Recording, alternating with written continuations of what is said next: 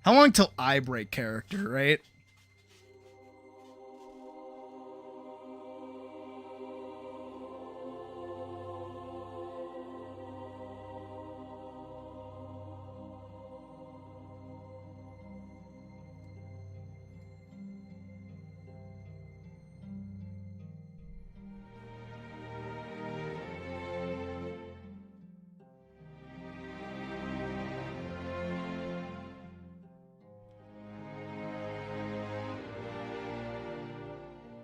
Also, whatever this track is, I'm really digging it.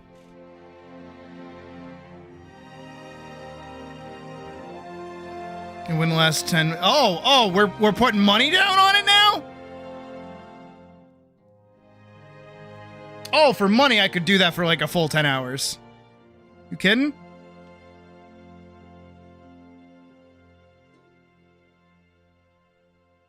And the occasional hiss? Oh, I could absolutely hiss. I was one of those weird kids. You know the ones.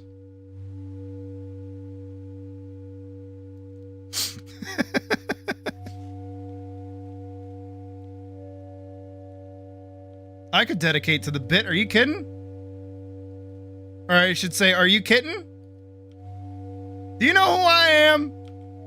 Did you rub my lamp? Did you set me free?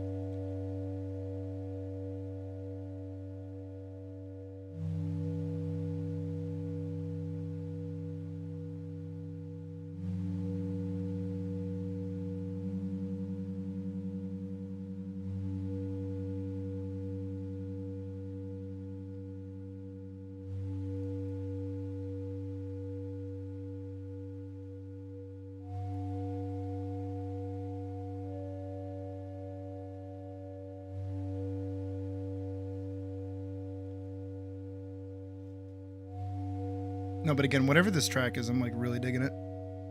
Oh, he did have a different mouth color.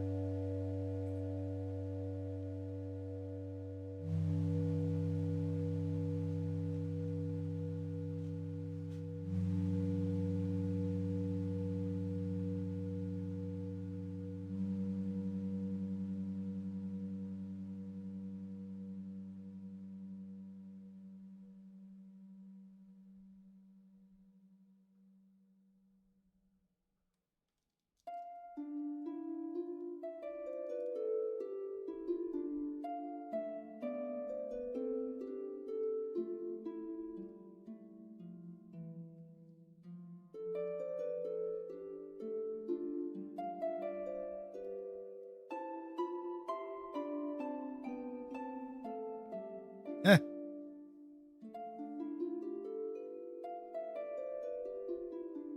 You're not wrong. No, I was too. I was very strange. I was a very strange child.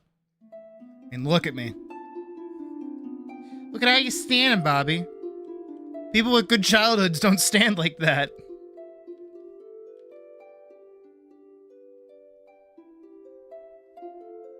What's wrong with how I stand?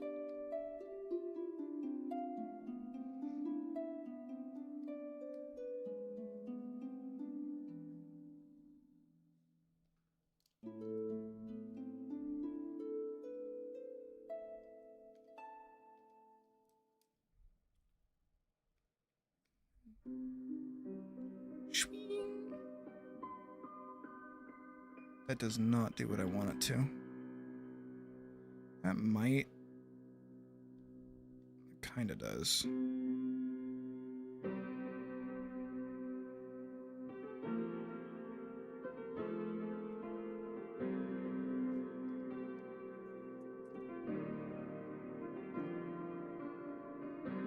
Where's her blood color? There it is.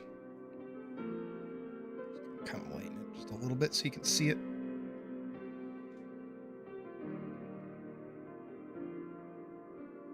Underneath this.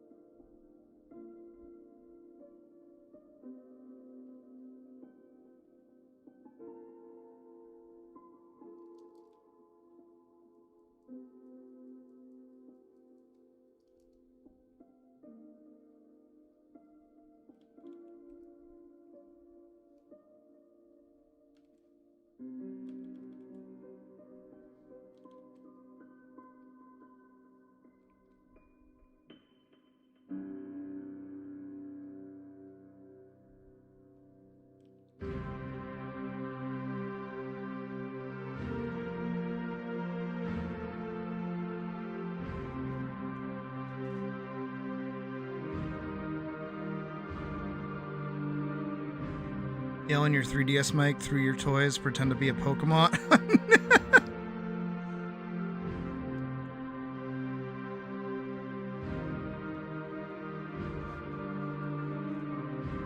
I'm Bob Belcher. What was the thing? Hold on. I mean, being into space isn't like a bad thing. That's kind of cool. There were worse things to be obsessed with. Like Bakugan. I was really into Bakugan as a kid. It caused many problems.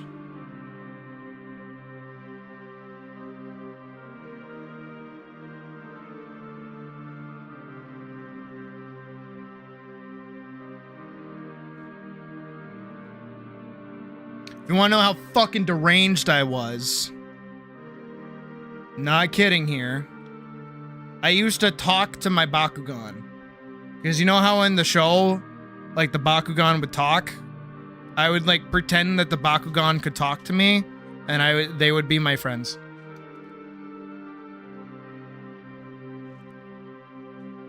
That's how lonely I was. It may or may not have had something to do with the fact that I was talking to my Bakugan, but still, I was really into it.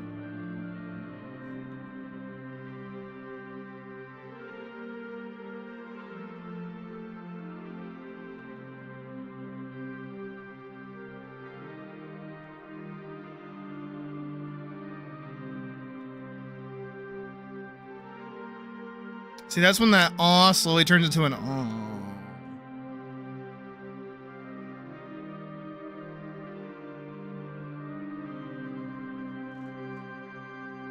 Got bullied for not having one? Yeah. I remember I got into a fight with a kid because of Bakugan one time. Actually, that's how I met my elementary school best friend, Jeff. He's now a sports broadcaster. He's a really cool dude. But I had traded like a Bakugan that my mom specifically bought for me and was like, don't give this to anyone. Don't trade it. Trade any of the other ones. I don't care.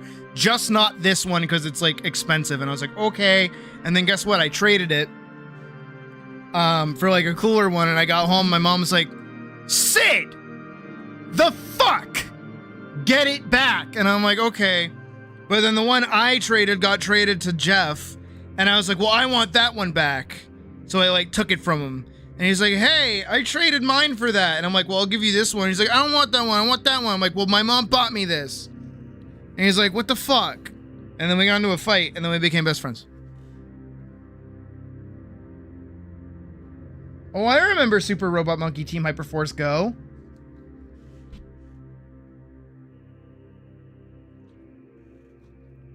I remember I had a toy of that. My mom bought it for me at the fucking mall. But it wasn't too long after that it got like canceled, I think.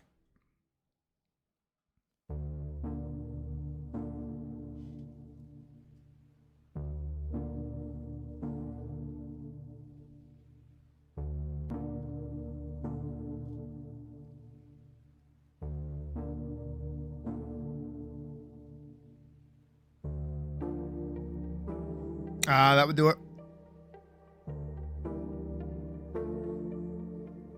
Killa, I'm gonna be honest with you, bud. I think you're like the least weird out of all of us. One of us is like, I used to like paint. Another one of us is like, I like drawing sexy rabbit women. The other one's like, I like space. Like, dude, I think you win in terms of weirdness.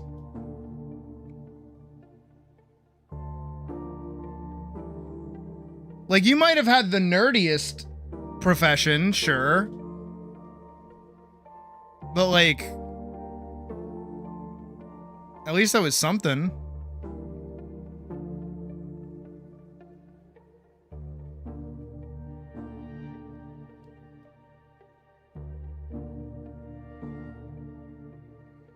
I can hear Pocket frothing at the mouth, like, right now.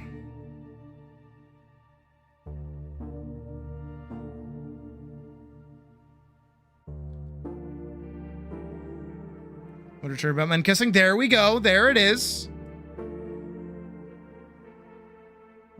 Someone even bet money on bells. I've told the story before. So remember the really old, like the original run of Beyblades?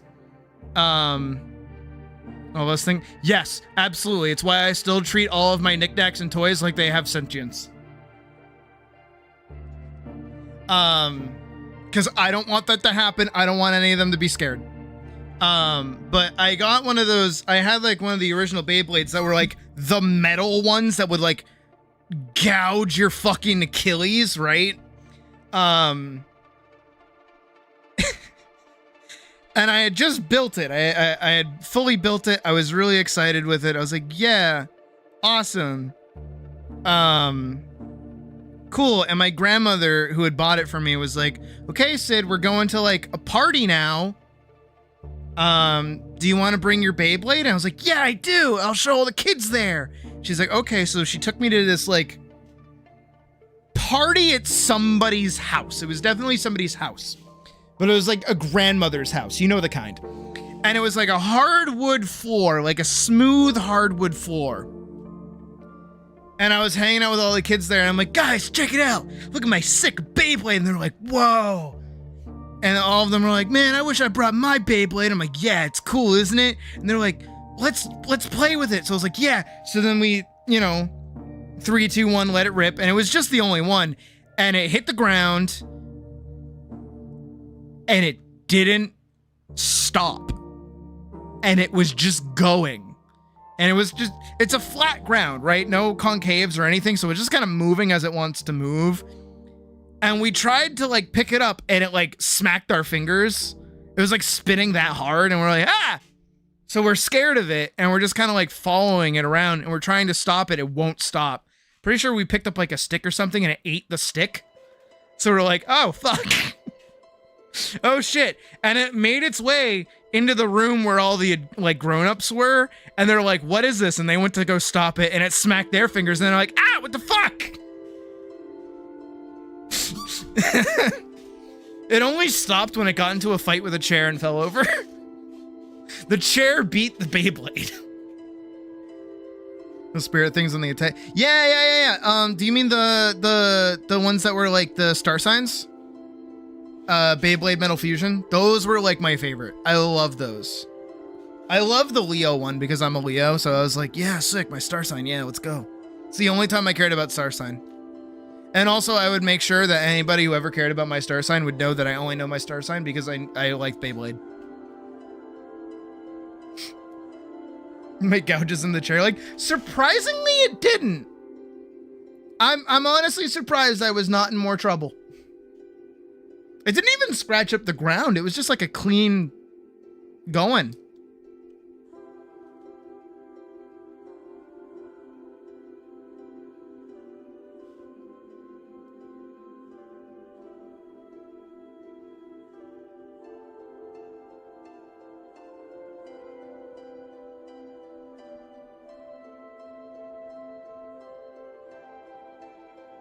It only wanted one thing, and that thing was fingers, apparently.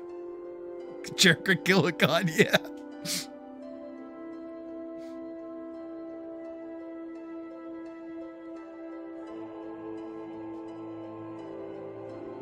No, I agree. I still have like a small little collection of Beyblades, but they're all the new ones. They're not as cool.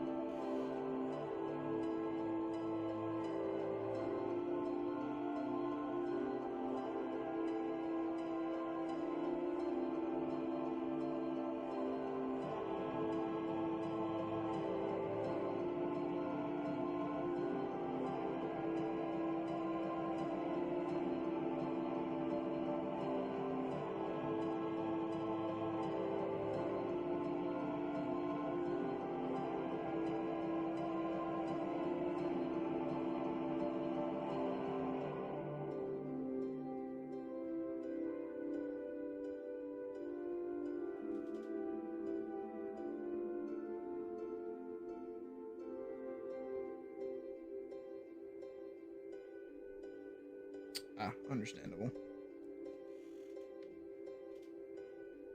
All right, you have a good night, Jotaro. An eagle. Hell yeah. No, I like those because they didn't like break.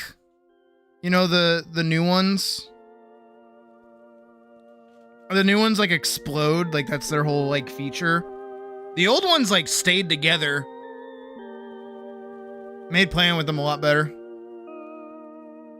I miss old toys. They don't make them like they used to.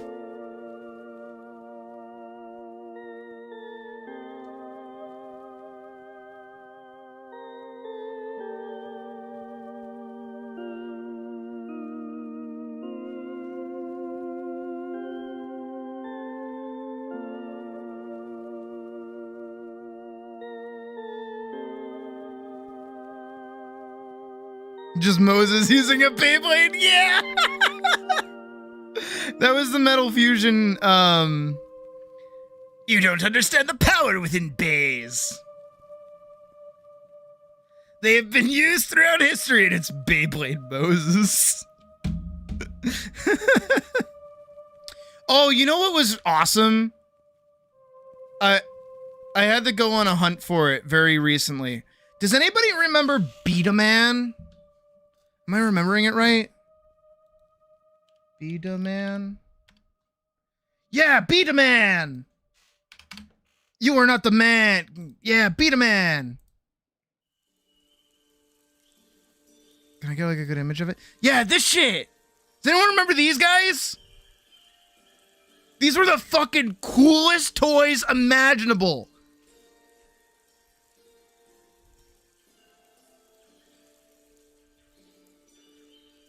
Oh, I had this one. I had this one when I was a kid.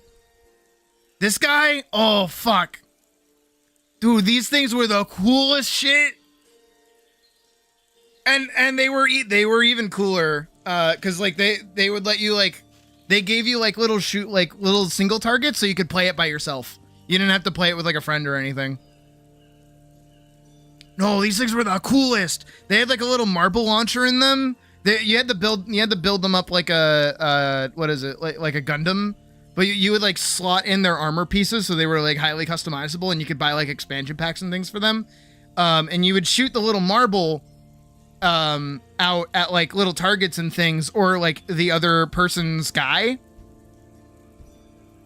It was so fucking cool. I think they brought it back for a little bit, but it didn't catch on. It was just one of those like anime, you know, tie-in toys. Because there is a new one.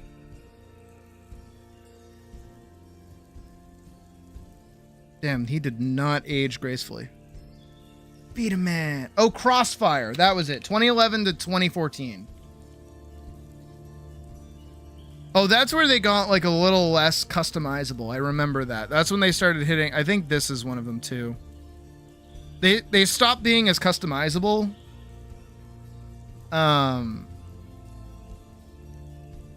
Ooh.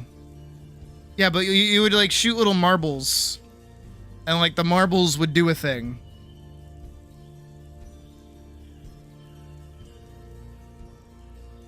Crossfire. Crossfire. Oh yeah, they already came like pre-built. I don't like it when they do that. I don't like when things come pre-built. Had a bomber maker. I do remember that, yeah.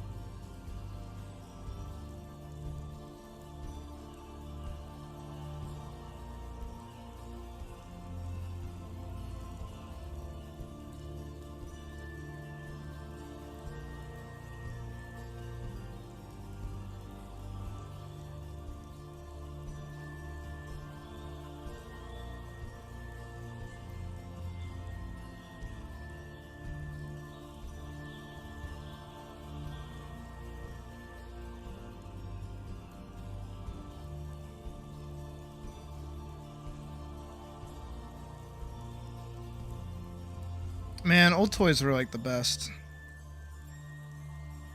I will be honest, that is what I miss about like toy stores. You know what I mean? Like I would so be the weird adult, like still romping around through a toy store. But like purely to check out whatever new toys are out.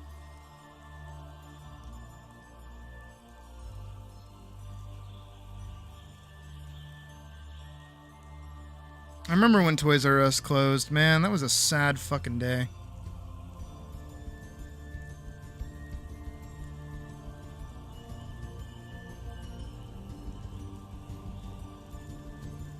Let me... Come on. Work with me here.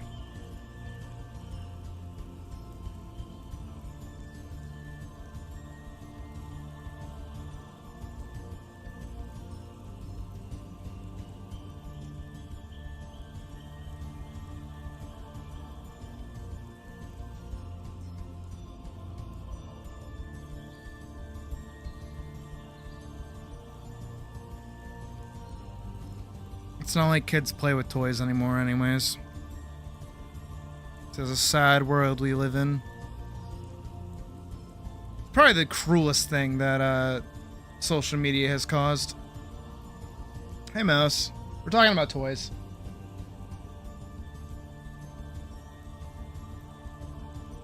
You know, with the current like bullshit around like what is it?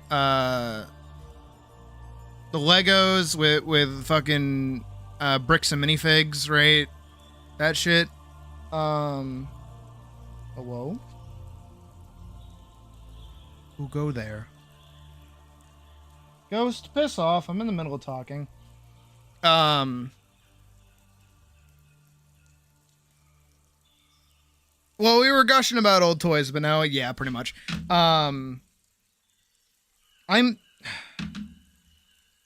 I don't know,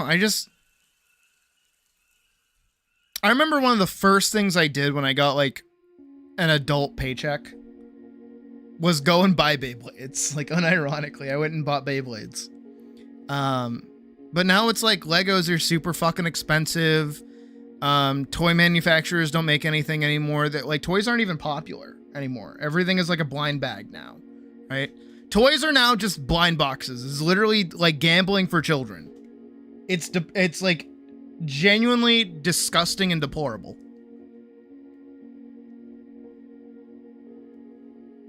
I've never been more sad to be like alive.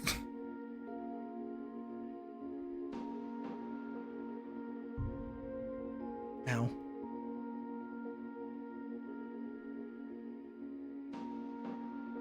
I don't know, I remember like forever ago, like probably last year or so, I was like, you know what I want? I want that Lego Dungeons and Dragons set. That's what I really want. I want the one with the dragon and the beholder and the tavern. Yeah. And I also want that like Lego Kingdom set. Yeah, I want both of those. But they were like $1,000. And I'm like, holy shit. I remember the most like fucking Lego would go up to is like $100.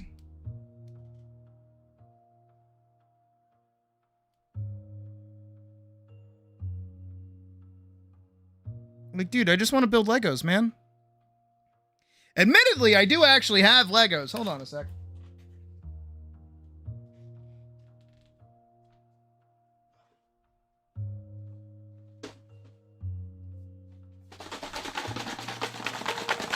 Box of Legos. They're Minecraft Legos, but they're Legos all the same.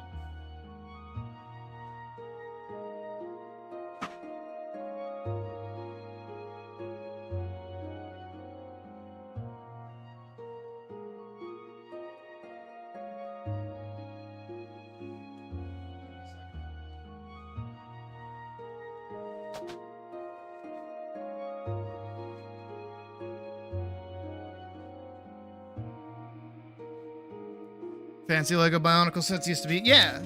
Like, they would still be expensive, but they'd be, like, worth the price, you know? Nowadays, a $20 Lego is something that would have been $5, like, 10 years ago.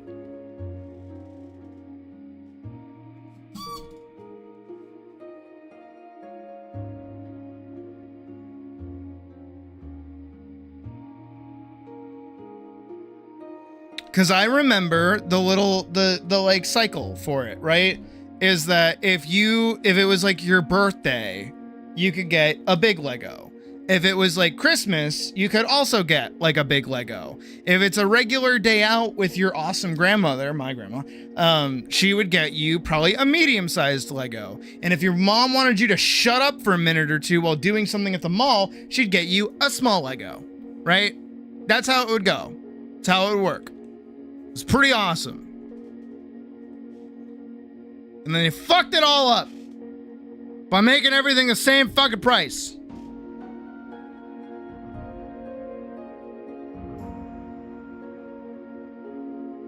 How much value you get out of a game's playtime? Ooh, how so? That sounds like a good rant. Hit me with that one.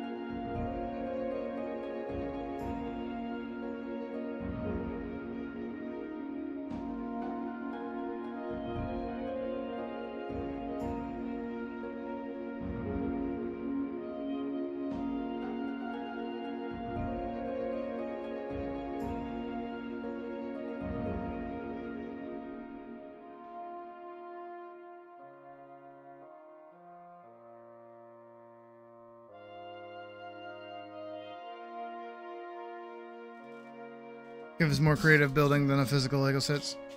Cheaper set would have less value. Okay, yeah. I concur with that, actually.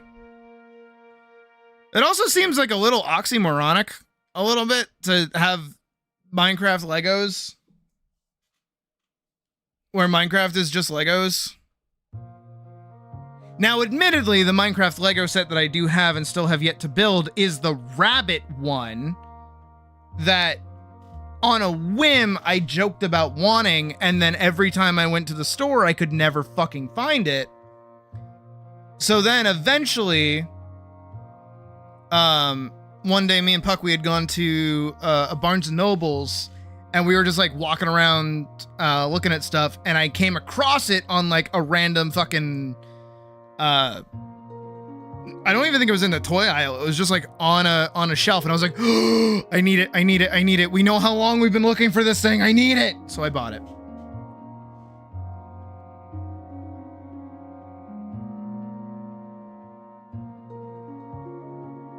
I haven't built it. I think the only Lego that I've built recently was I had like a Star Wars Lego. I had like a Obi-Wan ship. And I built it, and then it like fell and broke, and then I never put it back together. Comparing a story-driven single-player game to a sandbox with multiplayer is giving less value than...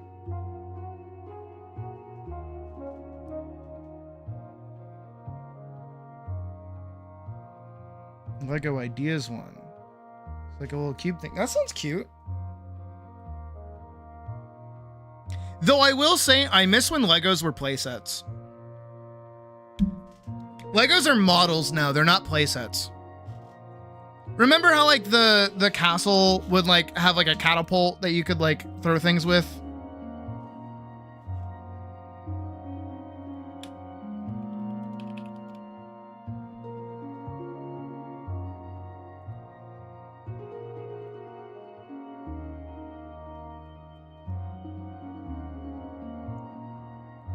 I don't feel like they do that anymore. Like most models, like most Legos are just designed for you to like build them and then never touch them again. I remember my dad was like that. We used to do like a lot of Lego models together. Because he was a model guy. He loved his model planes and trains and automobiles and so on. It's lots and lots of what is it? It's lots and lots of jets and planes. But he was a big plane guy to the point where he took out a mortgage to fund his model building obsession. He had problems. but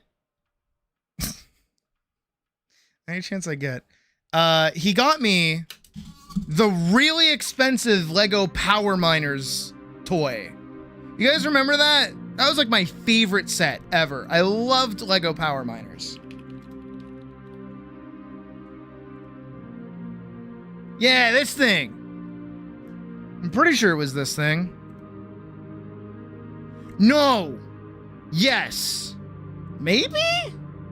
No, it was that. Oh, it was that. It was that. That. Can I find it?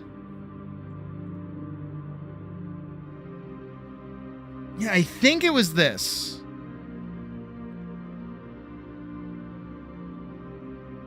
I can't remember which one of these it was. It was either this one or it was this one. This one still feels smaller. It was like a big machine. I don't think it was this one. I don't think it was this one either. It had the ability to like scoop stuff up. I remember that. But it wasn't one of the fancy. Oh, this one. Found it. There we go.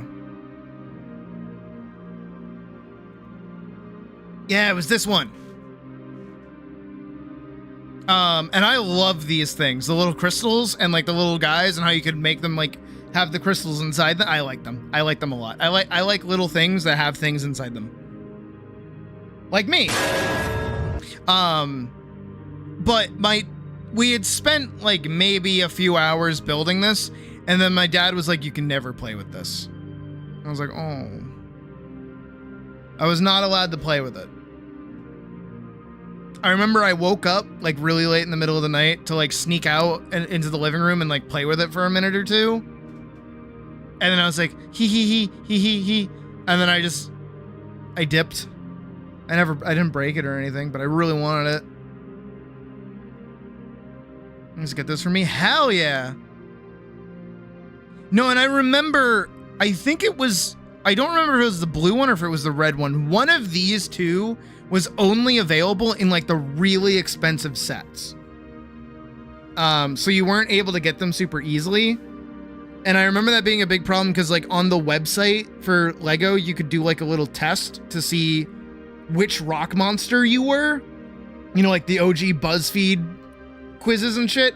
And I think it was like, you are this one. And I was like, oh, yeah, that one. And it was always the expensive one. Blue or orange one. I remember the orange one being in like a $75 set. Yeah. I think it might have been the blue one. I think that one was like the really sought after one.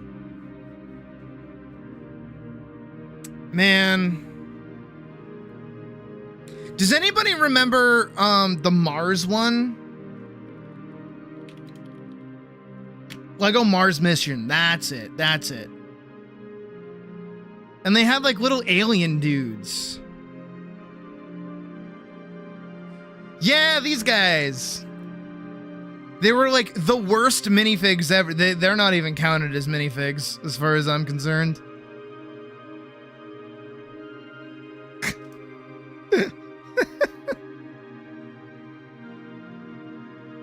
Oh yeah, I had this guy. I so had this guy.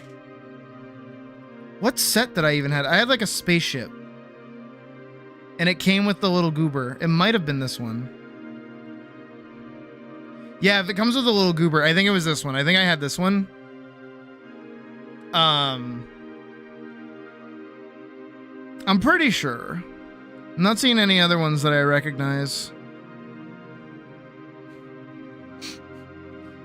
I was definitely given this one to shut up. I do remember.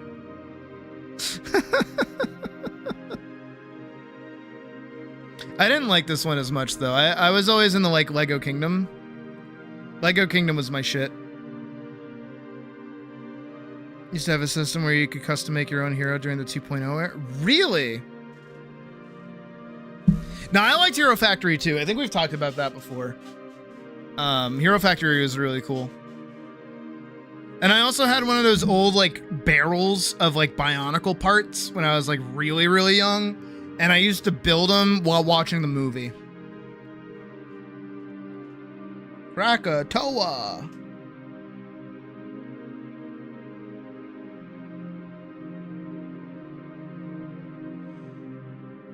Krakatoa!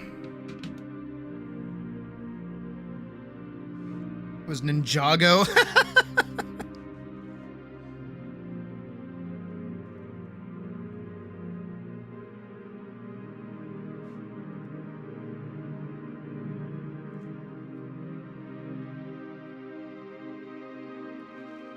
I remember that shit real fondly. I think I got it on Christmas, actually. I think that's when I got it. I remember it being like, we were all inside and like, I think Jan was around, which is my dog. Yeesh. What a time to be alive. I miss Jan. Hope he's doing all right up there. All dogs go to heaven. Fuck off.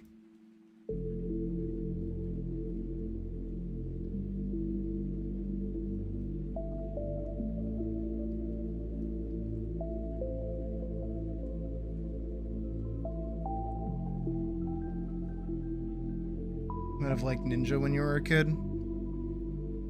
Like ninja as in like actual ninjas, or like Ninja the YouTuber Ninja, or Twitch streamer rather. He's not a YouTuber.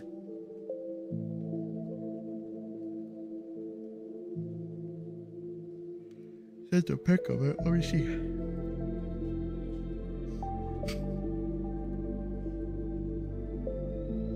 Oh shit! Oh yeah, no, I like that. That's cute. Do you guys remember the fucking like games they used to have? The games on their phones? The like shitty board games that they made? That had like the dice, and you could change out the faceplates on them?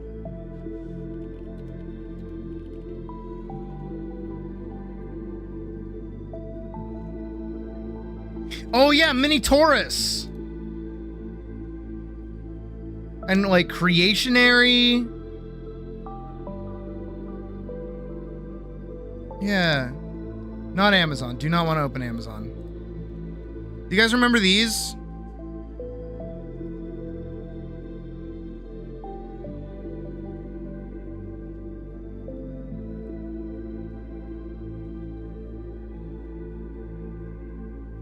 There was like an RPG one, if I remember right.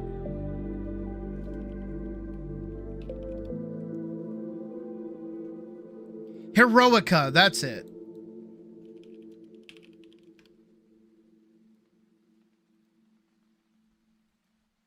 Yeah! And it was like a little roguelike. I love this stupid game. Can I get like a better picture of it? It's better.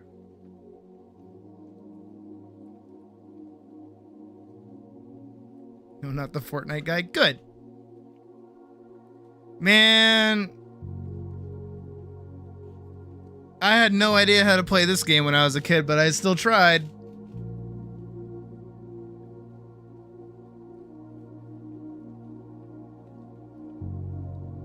Good times, good times.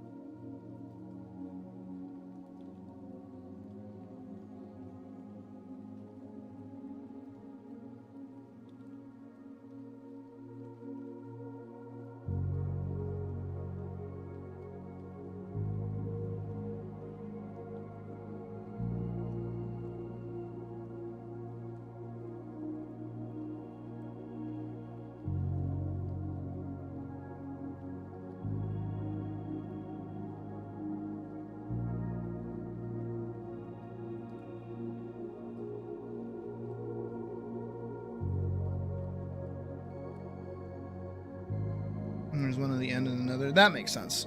That's cool, though.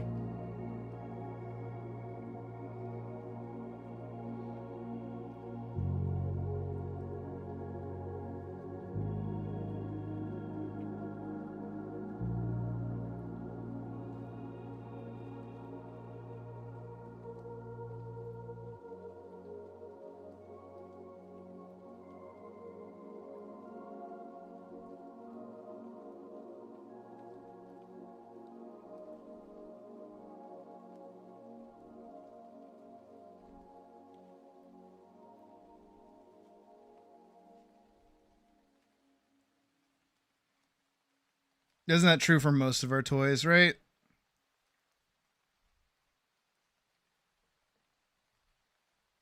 Again, at one point we were all kids.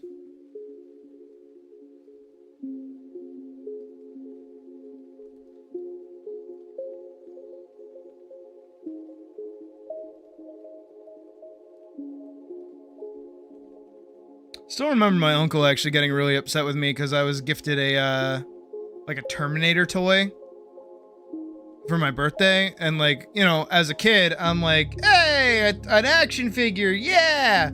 So I like opened the box, and then my uncle's like, Sid, no, you should have kept that in the box. That would have been like worth something someday. And I was like, oh.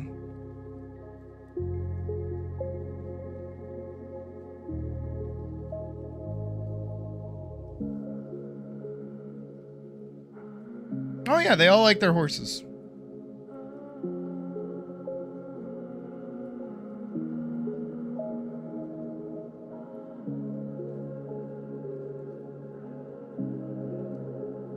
Just because they're evil doesn't mean they're evil.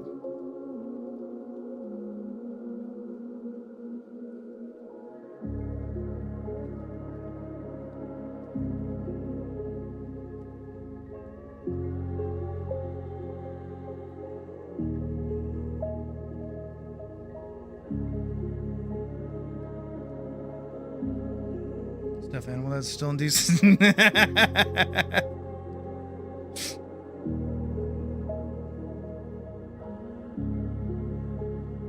Just reminds me of the girl who's like, my mom bought me 2 stuffed animals, one now and then one that we could look at when I was older so we could see what happened to it, and it's just fucked up. You did it? You mean you did the special effects, Pac?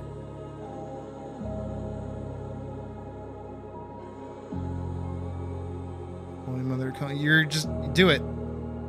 Do it for the love of the game, girl. Power through. You got this. 100%. You think I know jack shit about drawing horses? Fuck no. Am I doing it? Hell yeah.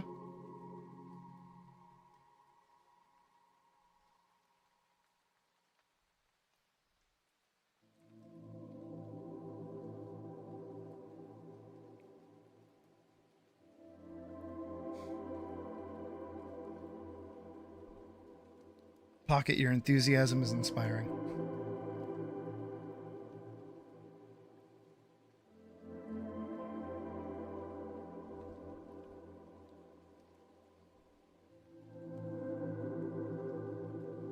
Nay! The darkness. It is creeping in. Oh, the despair. Christopher Walken. You guys remember from the Barbarian show, the Christopher Walken horse? All I see is pain and misery.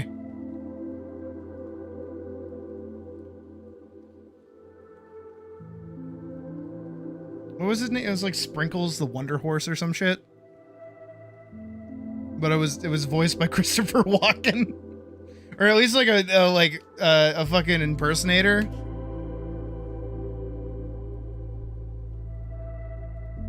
Hold on, can I find it?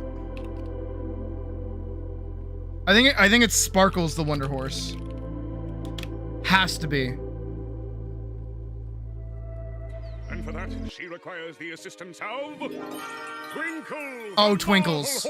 The Marvel horse. Okay, I'm wrong. Speed! I'm sorry I haven't visited you for a while. I've been so lonely in here. Such terrible thoughts one has, alone, in the dark.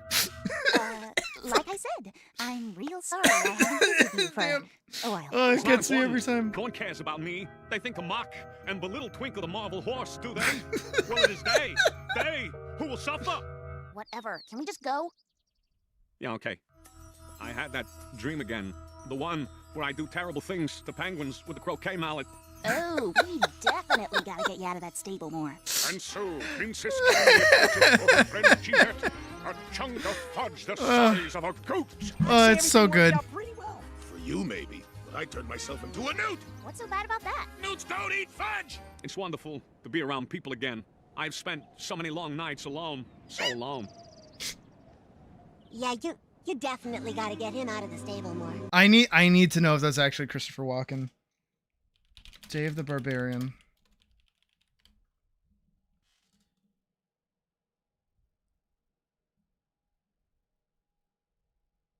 Okay.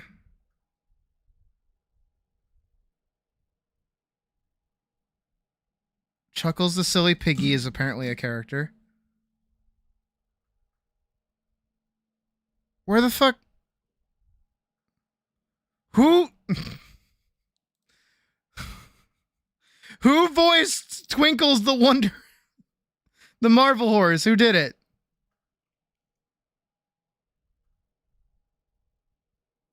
Twinkles. Who voiced Twinkles the Marvel Horse? Oh, Jeff Bennett.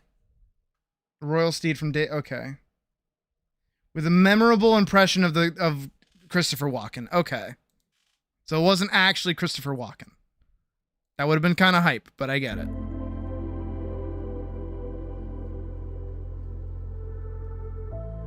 Oh, yeah, Pocket, you're fine. Girl, you're so, like, oh, old me, jump scared. Get out of here, old me. Back to the pits of hell where you belong. Yeah, Pocket, you were worried? What the fuck, girl?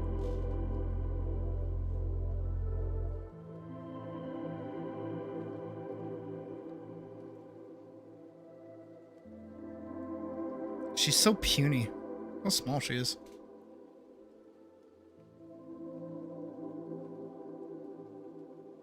What does he talk about? I don't know. It's Christopher Walken.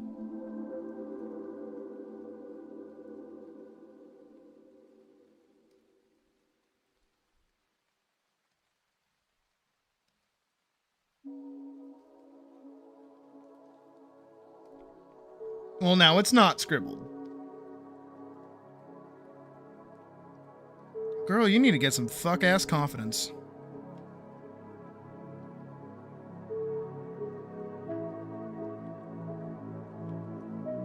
I can provide the first part. Sorry.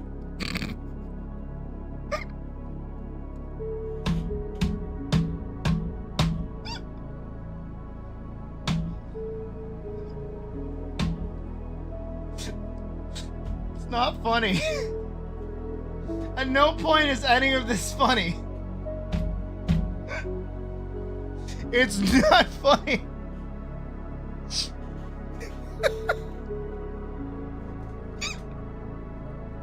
It's so stupid. Oh, God.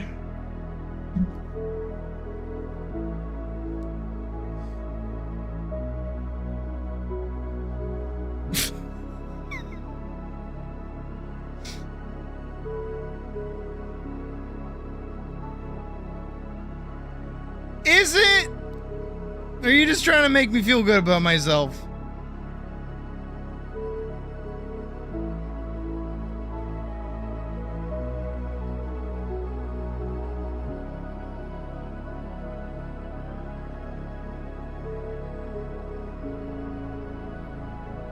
Is this how you get your sick kicks?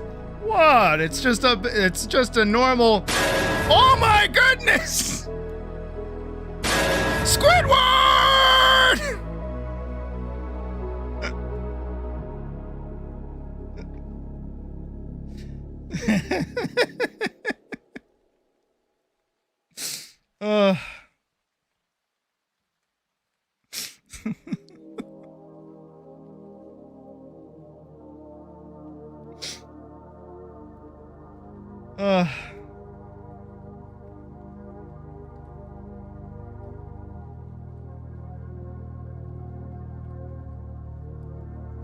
I gotta find a way to like make that happen in like your day-to-day lives. Oh, no problem, Badge. It's late.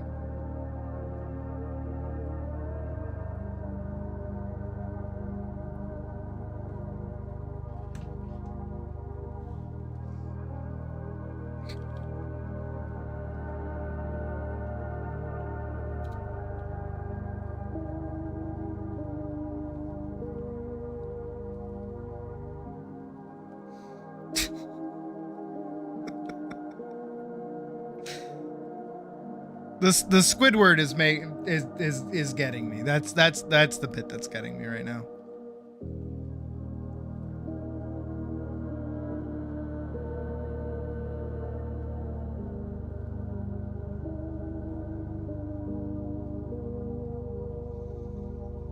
I have so much bullshit that I have to line that I don't wanna line right now. I gotta do a bunch of shit so that the comic can be done, but I don't wanna.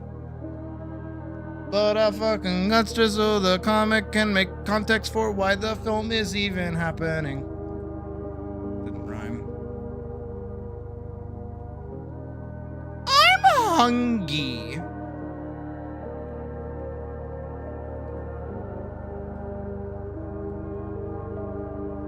I just felt like sharing.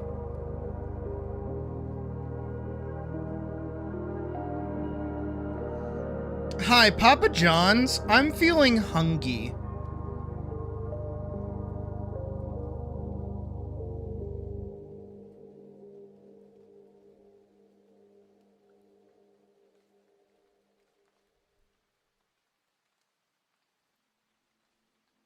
Do something interesting whenever I play a common sound.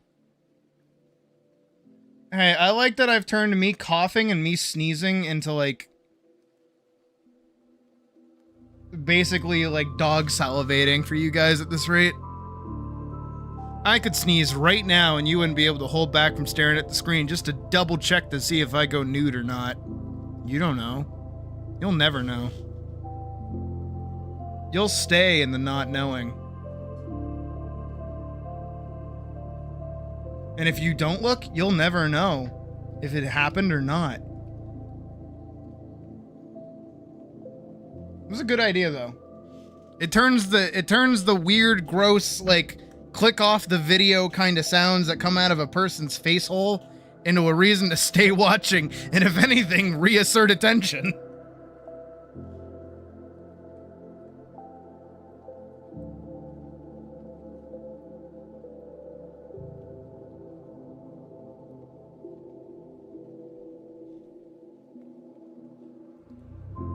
Schrodinger's ass. Okay, that's a good one.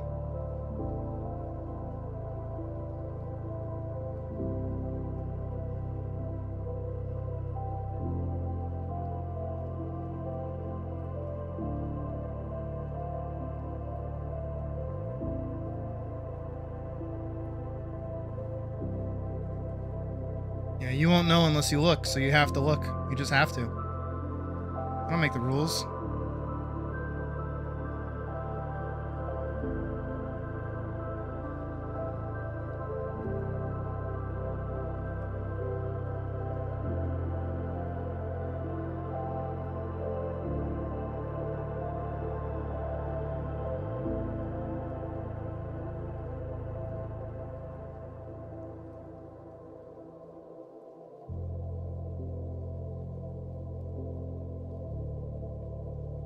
The answer to that question is yes, actually.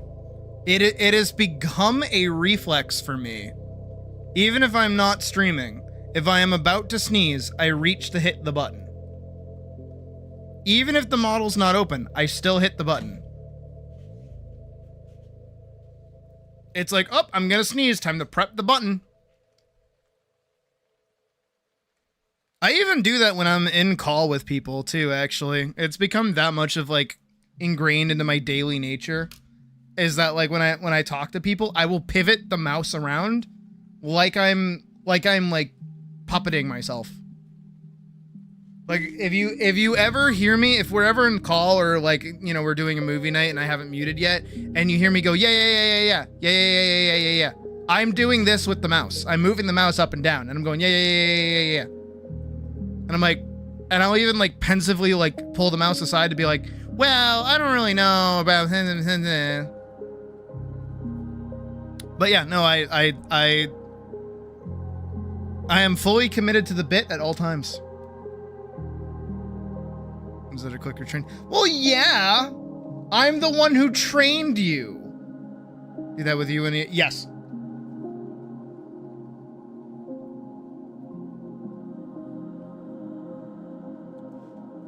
Pretty much the whole time, yeah. I was puppeteering myself. Not like I had the model open either. I wasn't doing anything while talking to you. I was just genuinely talking to you. So like you had my rapt attention, but even still I was like, yeah. Oh, this thing that happened. Yeah, I know what you're talking about. Yeah. Blah, blah, blah. Same diff, same thing.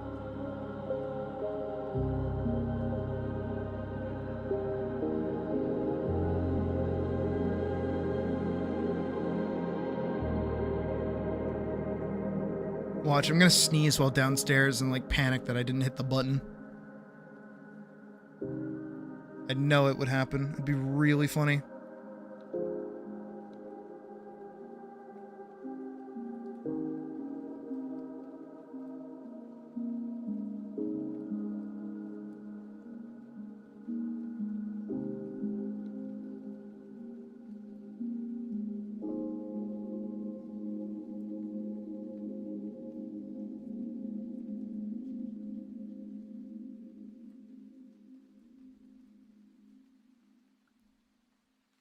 That's pretty clicker trained. Take tomorrow off. Do it. Did you take today off or no? Did you do as I said?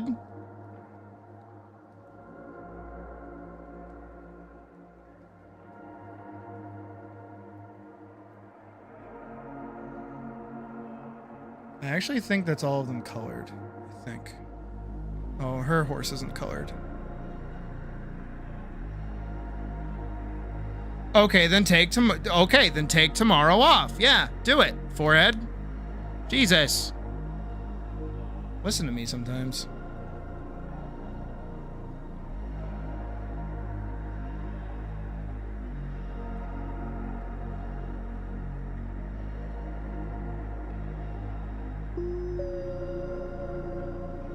I really like whatever this one is.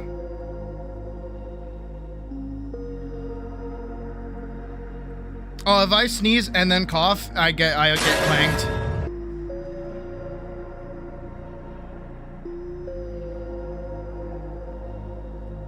It was no big deal. Pocket! What did I say? What did I verbatim say?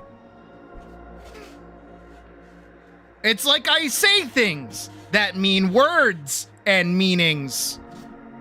Jesus.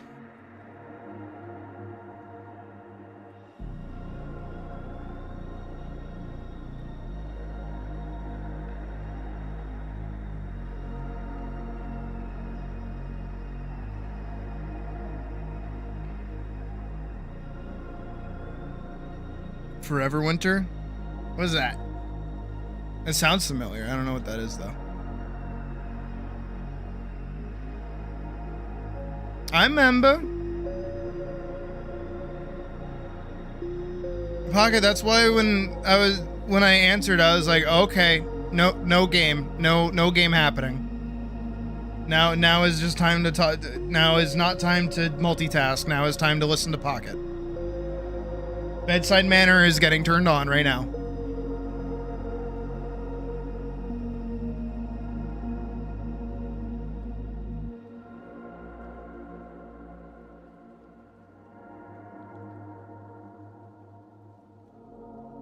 And then you talked about it, and then I noticed that you felt better, and then we like shifted conversation like 15 times, and then you were fine. And guess what? You were fine. It's like people should listen to me when I talk about singing. Grim Dark Extract. That actually sounds way cooler than I thought you were gonna say, admittedly. I thought it was gonna be like a shitty RTS or something. But no, that actually sounds really cool. I'm not crazy about extraction shooters, but that doesn't sound half bad.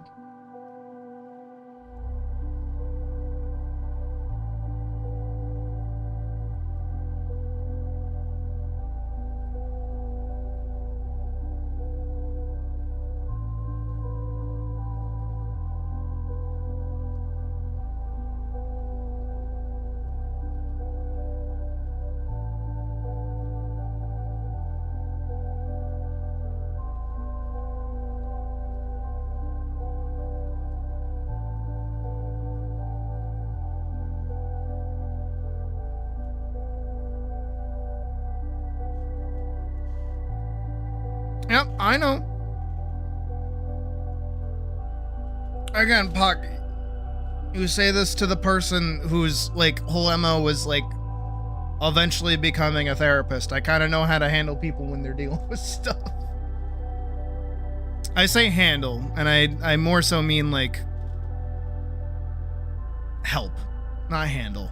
It's not handling. Handling is a rude word to say. Handle means that you're a problem. Helping, it means that you just need help. There, I have corrected myself.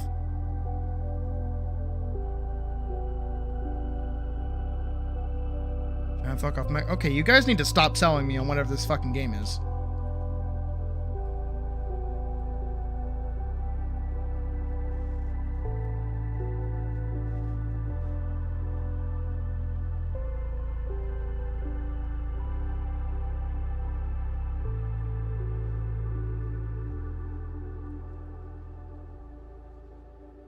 I know you didn't, but some people need to hear that. Not necessarily need to hear that, but should hear that if they're ever, like, in a situation where they're, like, they need to help somebody. Never say handle.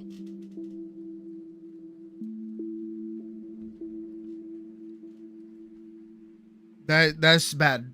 No say handle.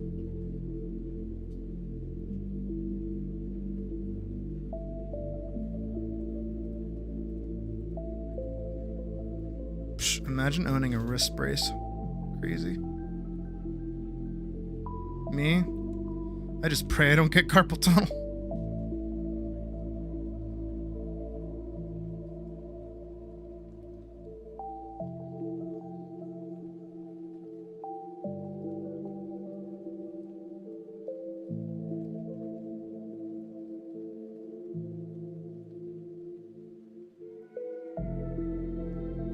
Oh, you have a good night, Alex. Good seeing you.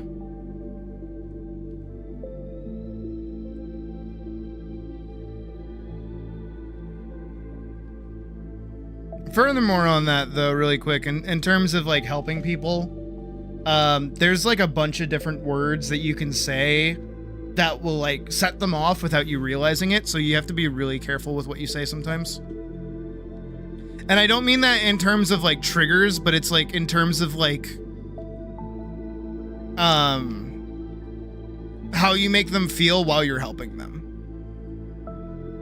If you make them feel like you don't want to be there, even if you do, but if you make them feel like you don't want to be there, it's going to make them worse. So don't do that.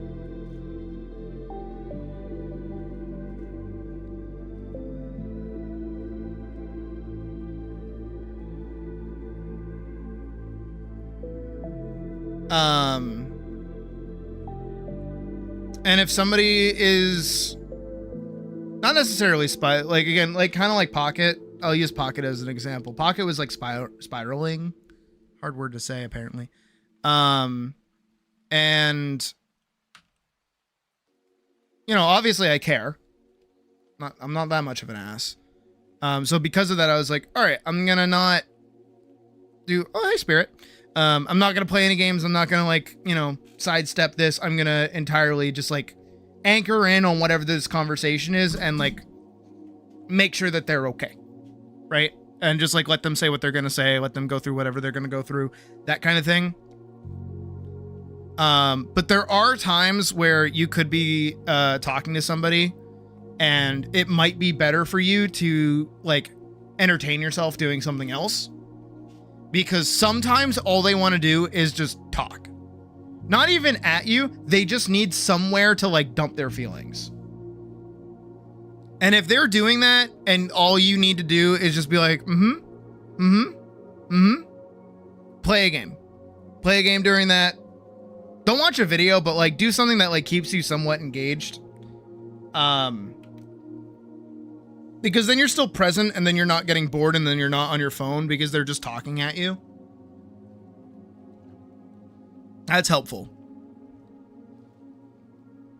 But most of the time, if you're dealing with somebody and they directly need assistance, don't distract yourself with anything. Give them your full rapt attention.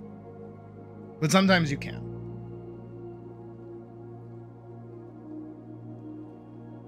So ultimately, watch what you say. Let the other person know that you're there and you're like okay with being there.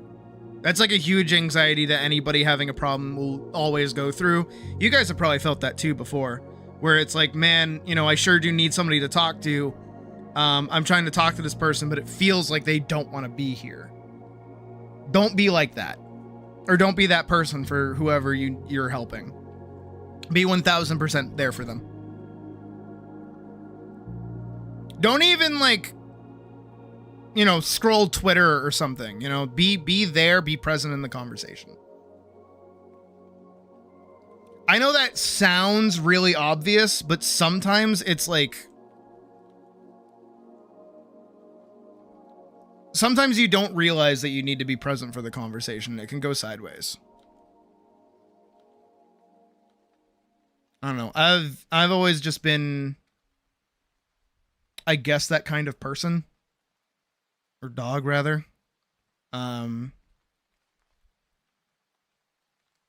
mean, not to get kind of real with it, but I think one of my earliest moments where I realized I had like a really good bedside manner is when I stopped like my first partner from doing the big sleep, if you will.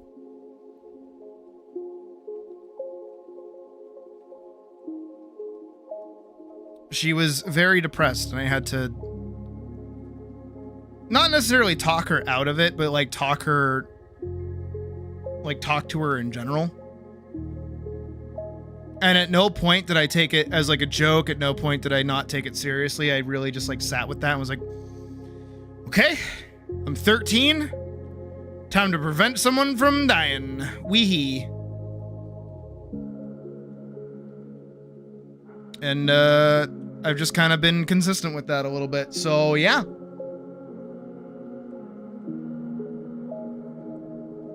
I have a really good charisma stat is what I've learned.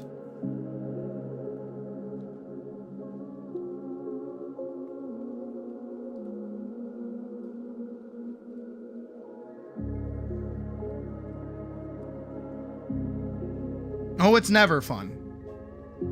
But yeah.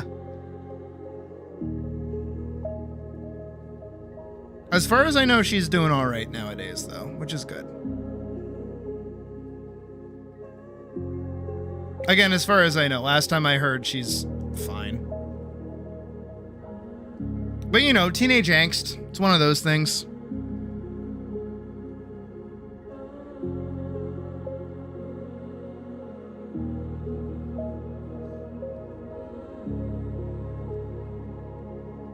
Oh, I had to do it a lot. I had to do it a lot with her specifically.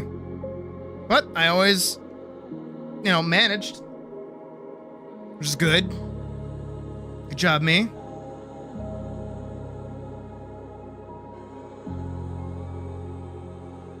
Kind of want her dress to have, like, shadow on it. Just a light amount of shadow.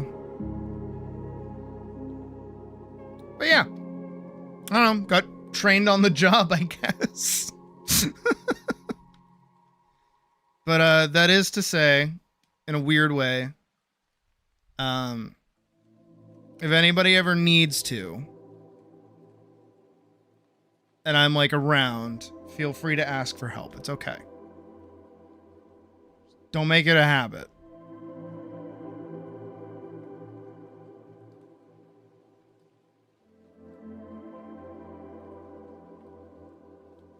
As most would hopefully know, I want everybody to be happy.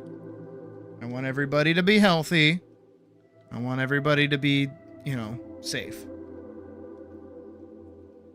If you need someone to talk to for a little bit, I would gladly repay the favor that plenty of people have already done for me at this rate. I've had a lot of people sit with me and talk to me about, you know, my situations going on. So I have no problem giving back what I've already been gifted. Again, within reason.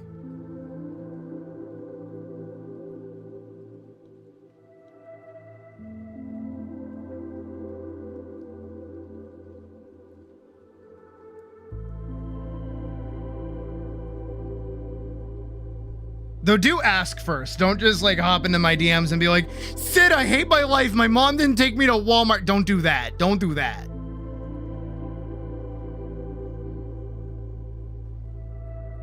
I've had a friend that did that actually once. They were like gonna fucking themselves because their mom wasn't gonna take them to Walmart. It is still to this day one of the funniest interactions I've ever had with somebody. I mean, obviously not like the part of it is not fun. Don't get me wrong. That part's not fun. So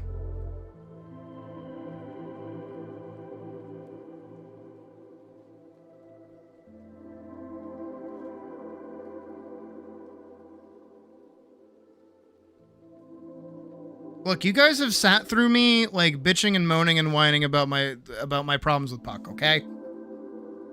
The least I could do is hear you about your own problems if you have the time or if you need it, right? I hope I've built enough of a rapport with most of you that like you feel comfortable enough with me to be able to like be like, "Hey, I need help." I'll be like, "All right, let me help. I'm going to do what I got to do."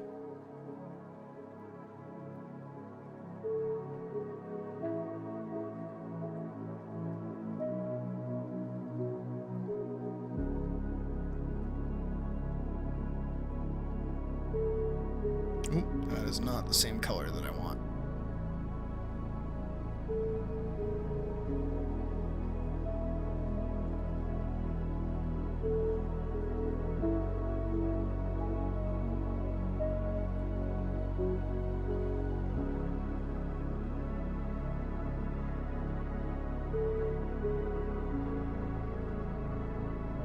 Also, as much as I know it is, you know, a little contradictory, I don't actually like talking about myself too much.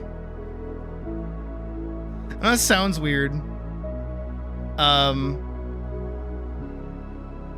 like in a non-stream setting, I really don't like talking about how I feel.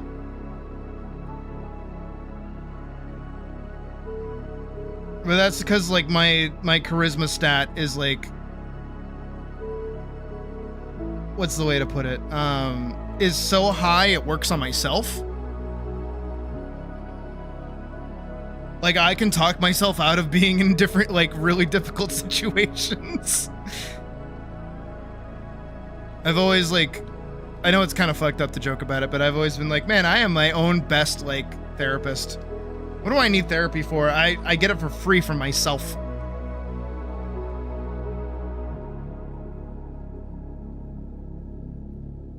But I will admit, there are times where it is just nice to be able to go with all my problems, you know what I mean?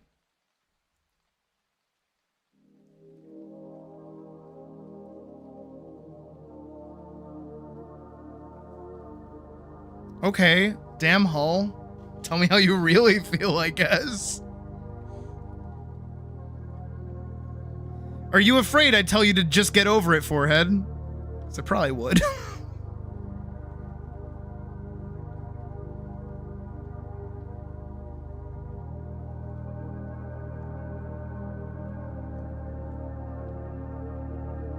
Pocket, you cannot keep finding that funny. I do not understand why you find me making fake throw-up sounds funny.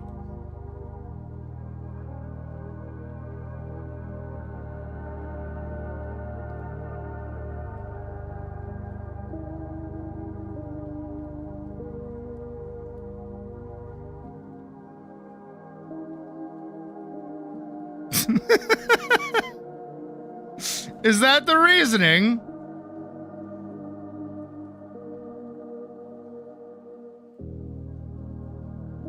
Oh, please. No, for me, and this, I think I talked about it a little bit ago. Some people might want to hear this. Some people probably have heard this before.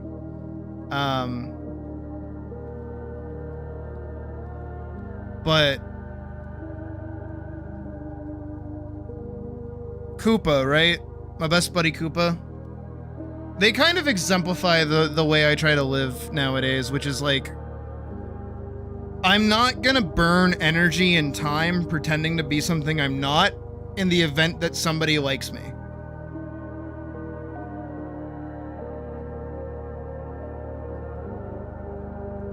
Right? I don't want people to like a fake me. I want them to like me for who I am, right? That's why I'm so, like, open about so much shit, is that it's like, look, this is the stuff I'm going through. This is how I think. This is how I deal with things. If you don't like it, fuck off, because I'm not changing. Like, I'm not going to put a filter over myself specifically so that you can feel good about yourself while you're sitting here. This is my space. You can fuck off if you don't like it, right? And that's really something I had to come to a head with very recently, for those who know.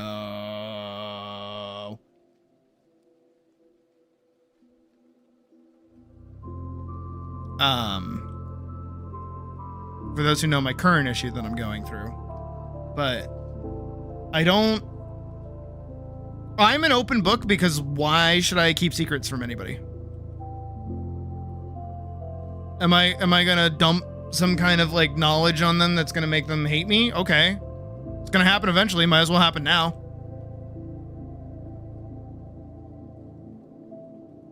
I'm not gonna sacrifice my outlook on things because somebody else might be upset about it. So I'm just gonna do my own thing. And that's why I'm so comfortable just like being very open, especially on the fucking internet where like everything gets recorded and all my VODs get saved. You can go back, see some of my darkest moments at any time that you want. Go right on ahead, and I do not care.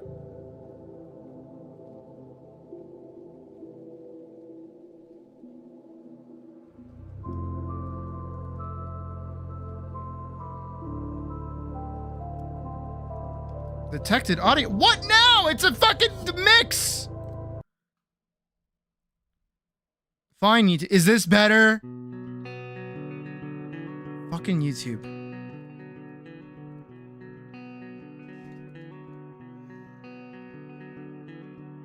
I mean, obviously not everybody needs to exist the same way that I do, but that is why I'm so open about a bunch of things.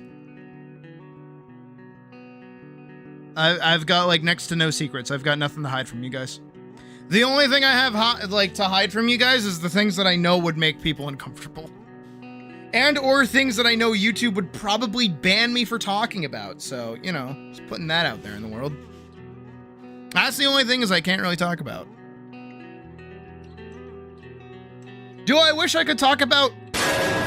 Of course I do, but like I can't. So like I'm just not gonna.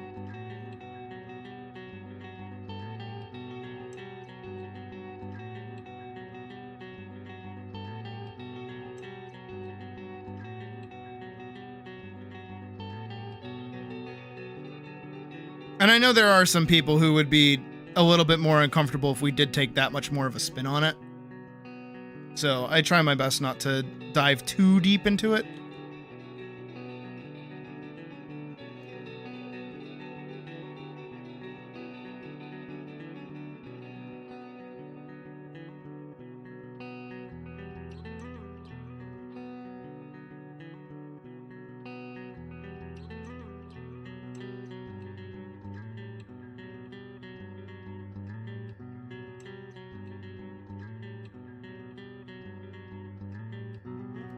Wait, but what the fuck? Pockets? Sit on me. What the fuck? I'm suitable. Sorry.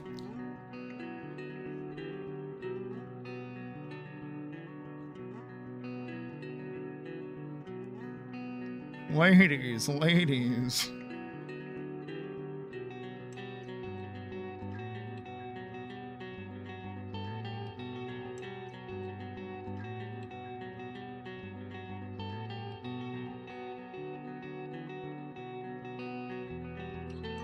Do I like this or do I not like this? That's the real question. That's always the real question.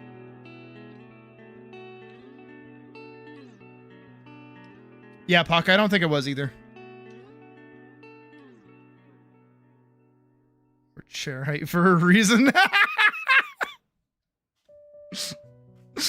Okay, Borks, that was a good one.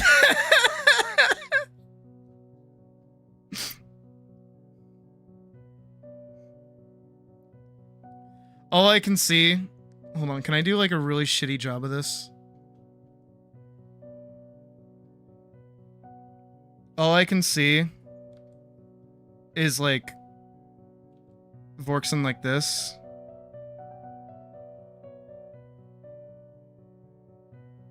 And like a big smile.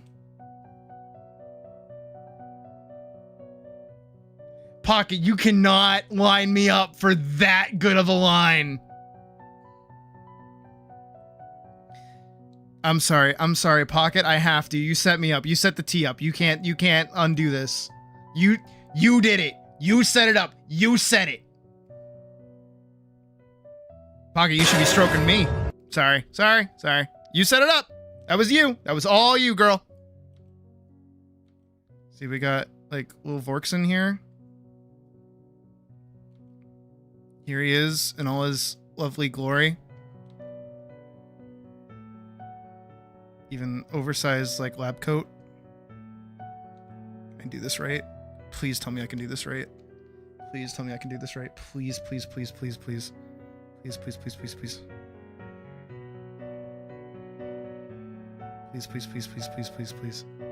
let this work. Please let this work. Please let this be the funniest thing I've ever drawn in my life. It looks like Kermit the Frog.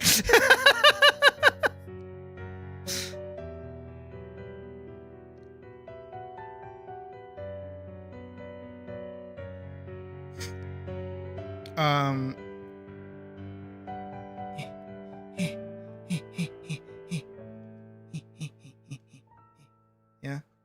And then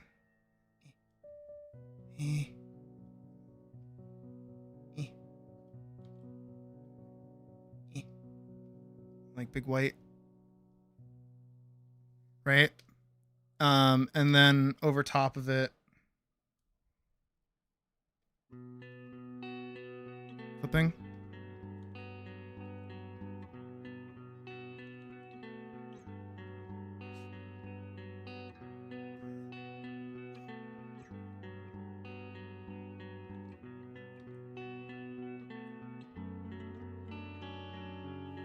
Vorkson's time has come.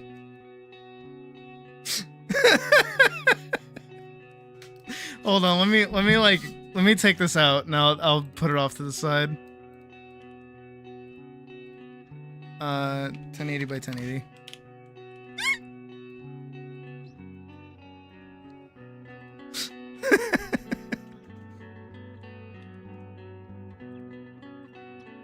Let me do it. I'll do a JPEG.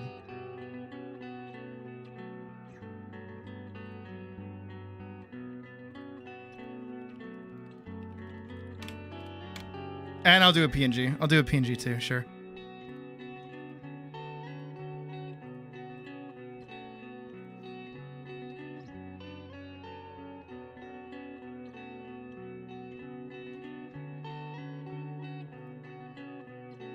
Where are you? We only spoke recently. There you are.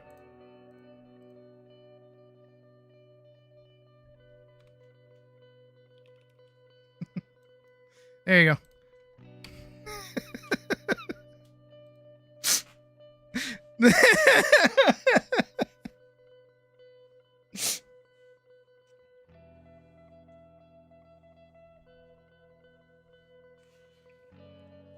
I live, I serve.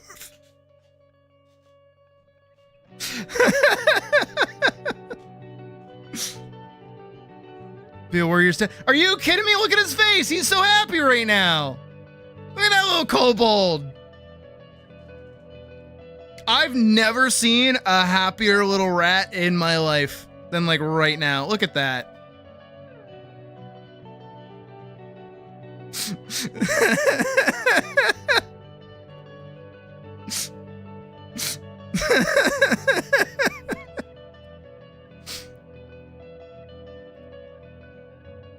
Oh my god. You walked away for 2 seconds. Death by Snoo Snoo for Vorkson. Done. Beautiful. Oh. See, and that's why I love anytime I make art for somebody and it becomes their profile picture. That is exactly what I love to see.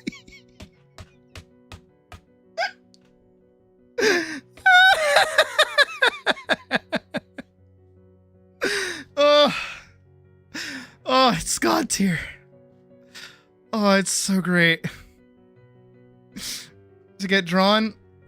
Maybe. If you give me a bit. If you give me a bit that like makes it good to draw. Oh. Where even was that? Where'd that go?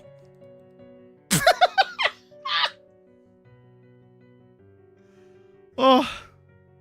Look at him. I'm growing accustomed to it. Well, I'm glad that you like it as much as you do. It makes me happy to see it. You know what you should do? If you're able, I don't know if you're able to or not. You should make it like your banner on like Discord. That'd be funny.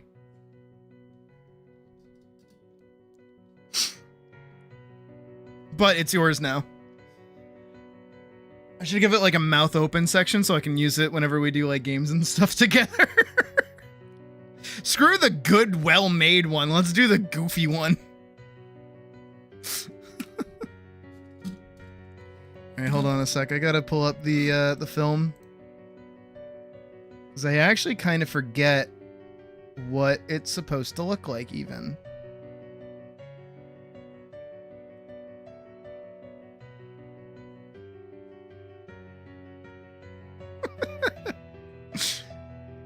Could be a banner. Oh, it should be. It should absolutely. Should I make it the server banner for our server? That'd be really stupid.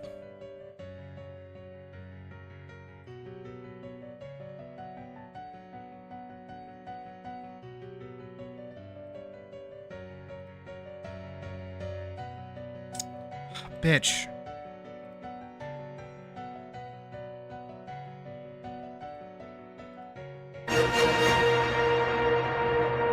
Okay, so it is like blue. Why are you blue? It is like that colored blue, honestly. Why not? Exactly. You get it.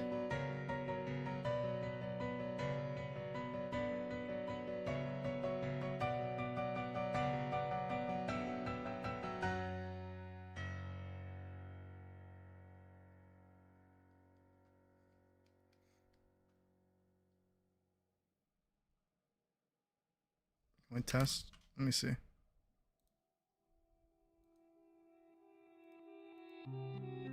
I don't know.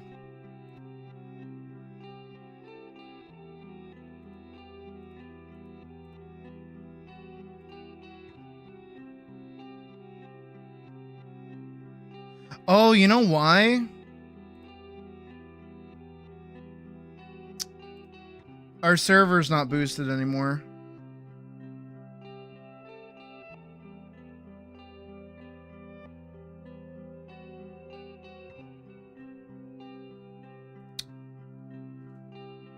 I only just now realized that our server banner in general is gone. Well, that sucks. Anyways.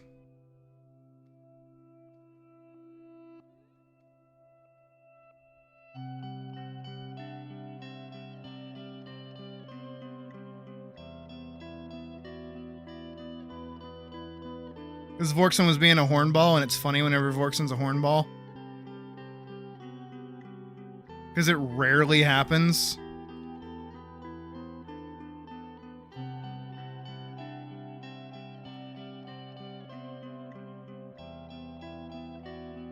You're helping take it. Yeah, you look so pleased to be there. Hello. It is I, a dark knight, and I'm here joined by. Hello, it's me, the Vorkson. I'm here to destroy you. You've yeed your last ha. That's what you sound like in my brain, by the way. That's what your little... What do you mean you've detected audio in my stream? What is that supposed to mean? Fuck off, YouTube. Fuck off. Fuck off. Fuck off. Fuck right on off.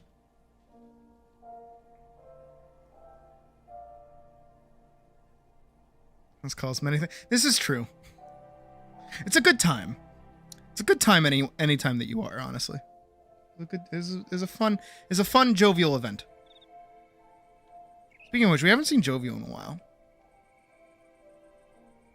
Hope they're doing all right.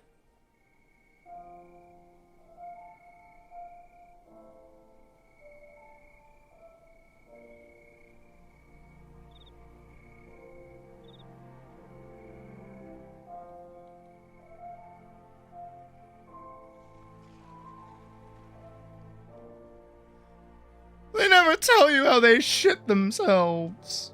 Never put that part in the songs. Yeah, Pocket, that's not a threat. At no point was that a threat. If anything, that's an invitation. That I would like to take you up on. Sorry. I mean, Badger gets sit on every time I do this.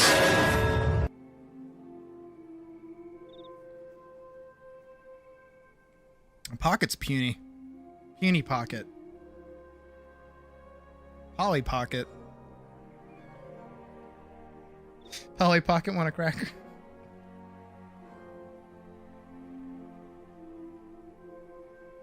Just more scraggly? Do it, forehead.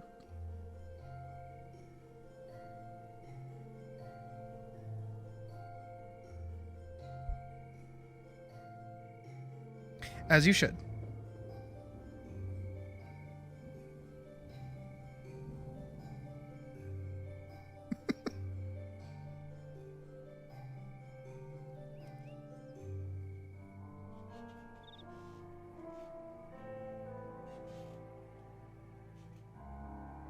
They could sit on people with them. What can you do? I don't know.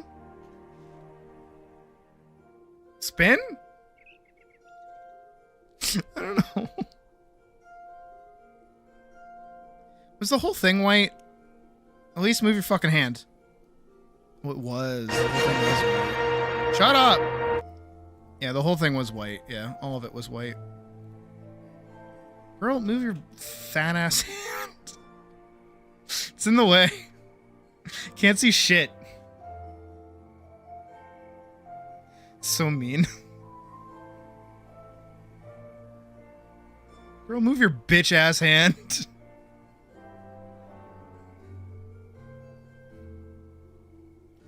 Do do do do do do do do do.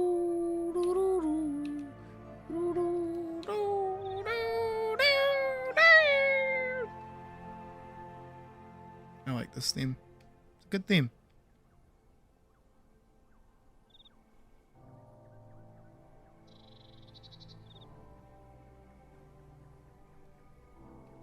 Don't worry, Jasmine. Your time will come. Like I'm gonna. Sorry.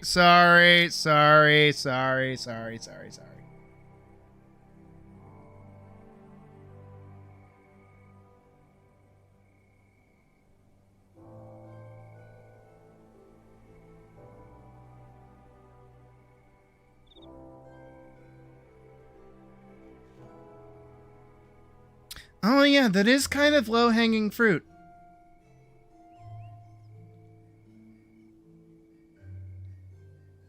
You know what else hangs low? Sorry.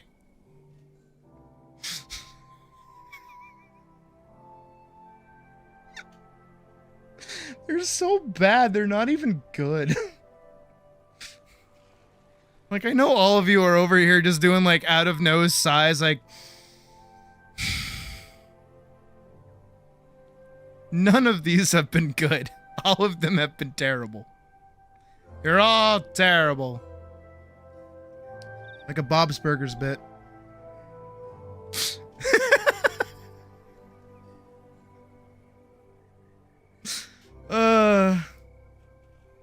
There's a reason to be sorry for. Oh no, I'm not sorry at all. I'm apologizing to YouTube more than I am to you guys. Hornball causing stuff would be the broken eyes. Wait, what's the oh yeah, the fucking duh.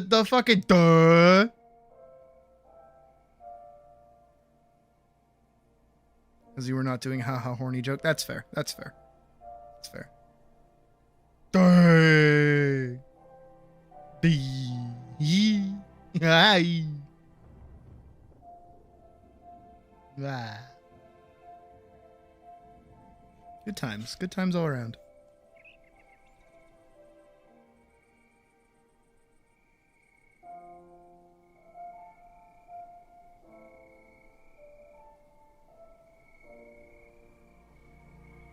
What do you mean by put out? What does that mean?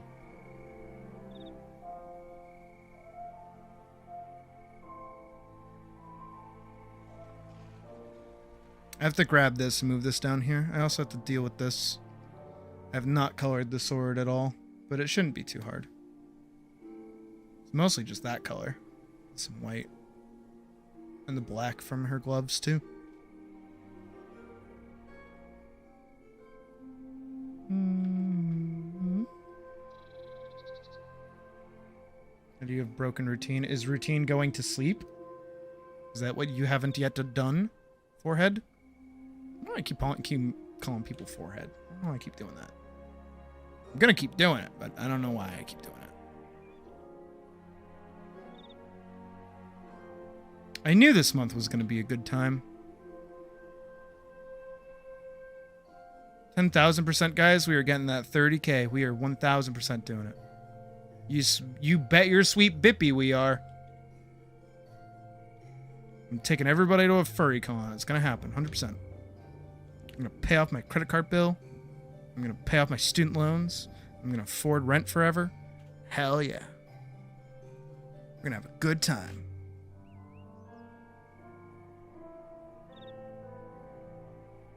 Better time than she's having. Hey-o! Oh, there was no bang there. Hey-o! Hit the wrong button.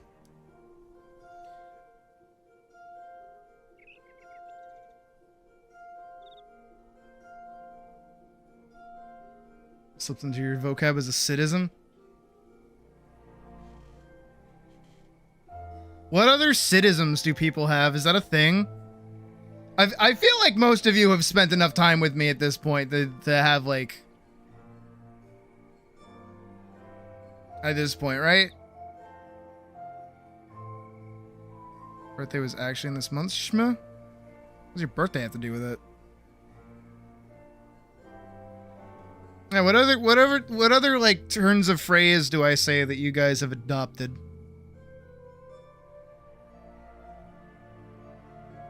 I'm curious. I'm curious to find out if anyone's like picked up on it at all.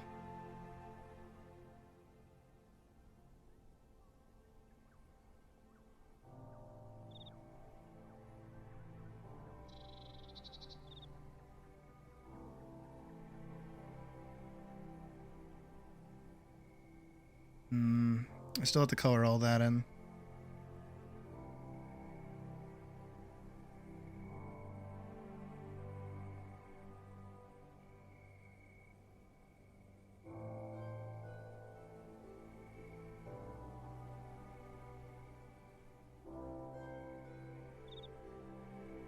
Oh my god, he's so goddamn cool.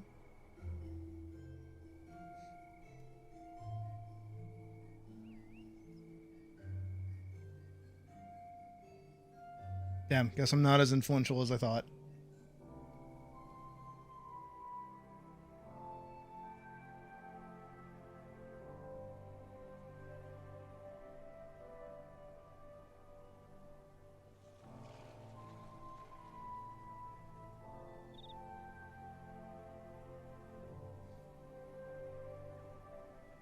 That's fair.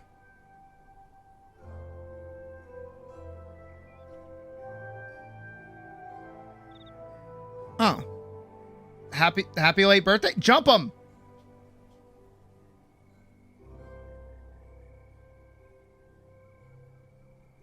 Sick 'em, boys.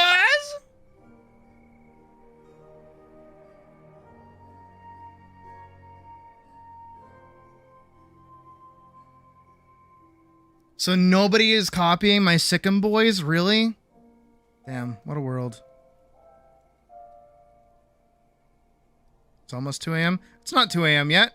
You got 30 minutes. Go ahead. Keep going. You got it. You can do it. Believe in you.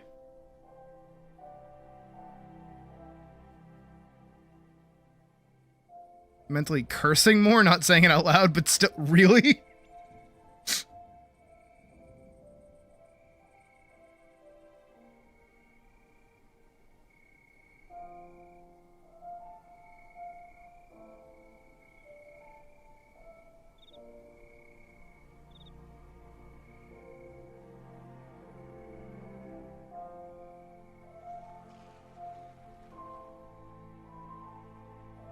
Oh, anyone to do the sicking? Yeah, you just play a game where you have minions and then you go, sick 'em, boys! And then they go and they sick 'em. Which is how it works.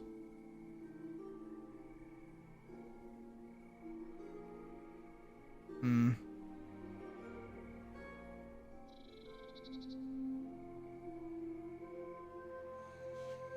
Okay, I just have to do these two. I just have to do these two and then I just have to do backgrounds. Oh my god! We're so close to being done! I'm almost free! I'm almost free! I just wanted my cheese! I do want cheese. I can't get cheese. We don't have any cheese in the house. Today sucks. I mean, today only just started like about an hour ago, like an hour and a half ago. So like, yeah, I can't really complain all too much.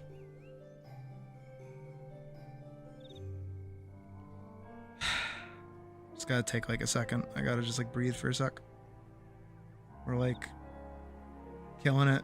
We did a lot of work today. We finished coloring, which is good. Or not coloring. We finished line art, which is good.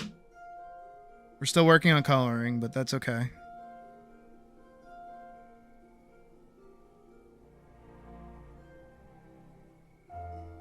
No, last time I sang, everybody left, so I'm not going to do that again.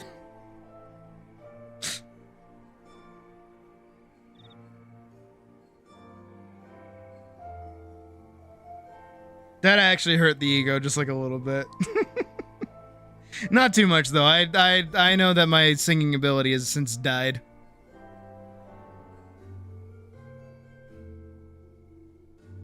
Oh yeah, at some point I 1000% Hull need to try that drunk goat cheese at some point.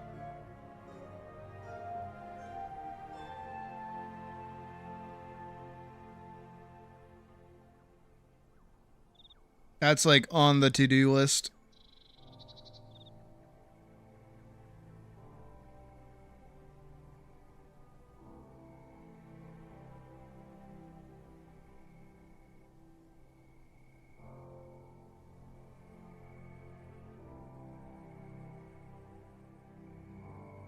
Sorry, I'm taking a second. I just need to breathe.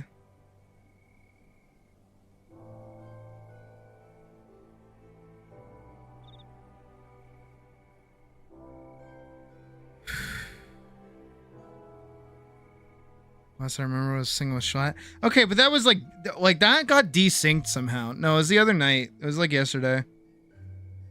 Wild Rover came on. I was like, hey. Bring some over? Hell yeah. We'll get you up here for a furry con. Don't you worry. It'll happen. I gotta try that shit. Alright, fuck it. They're just getting colored all one thing. I have no care.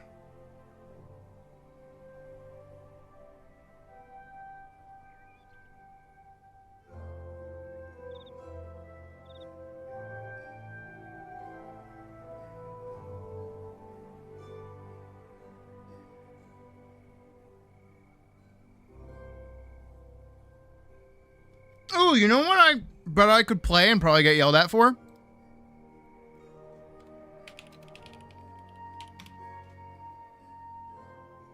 Let's see if I'll get yelled at for this.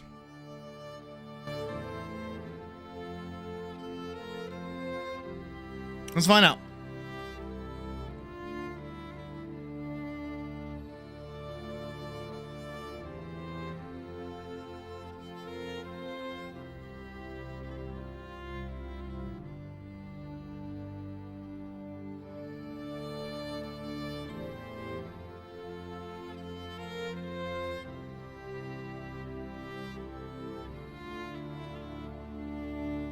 On a bar fight with Carl and Donut doing some Take On Me karaoke. No, you have not mentioned that.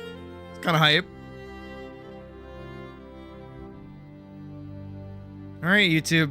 That's the opening. Are you gonna yell at me yet? I have to let it get caught up.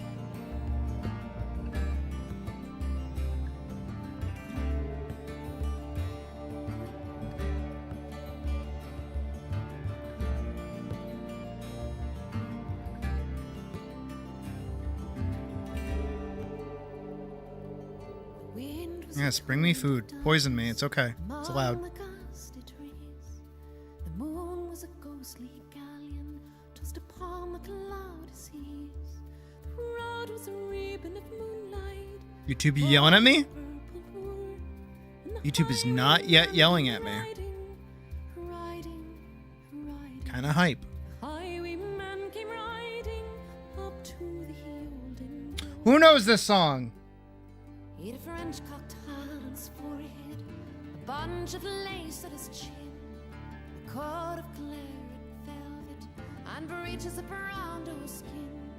They fitted with never a wrinkle. His boots were up to the thigh, and he rode with a jewel twinkle. His pistol buds a twinkle, his rapier hilt a twinkle under the jeweled sky. And all the cobbles he clattered and clashed in the darkened yard, and he tapped with his whip on the shutters, but all was locked and barred. He whistled a tune to the window, and who should be waiting there but the landlord's black-eyed daughter, Bess, the landlord's daughter, plaiting the dark with love knot into her long black hair. Do like some just some very simple highlights. Sweetheart, I'm after a prize tonight, but I shall be back with the yellow gold before the morning light. Yet he would press me sharply and hurry me through the day. Then look for me by the moonlight, watch for me by the moonlight. I'll come to thee by the moonlight, who hell should bar the way. Damn, guys, you killing me. Rose up right in the stirrups. Ah, it's yelling at me. That's how far we got into it. Okay, for those who liked it, I do recommend the full thing, but I'm getting yelled at. It's 10 minutes long. It's a really good song.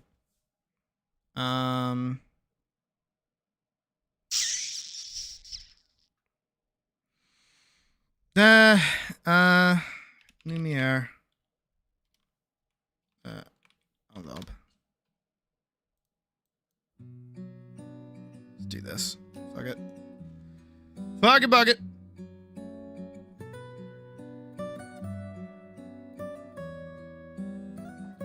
Damn you, YouTube.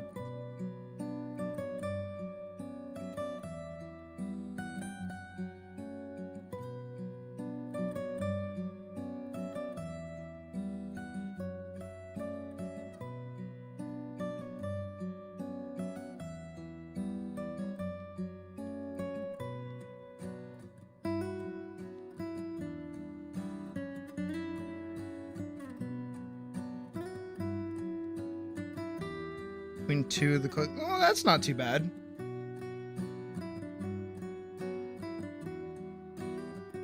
Depending on your ability to get around. I don't know if you have a car or not.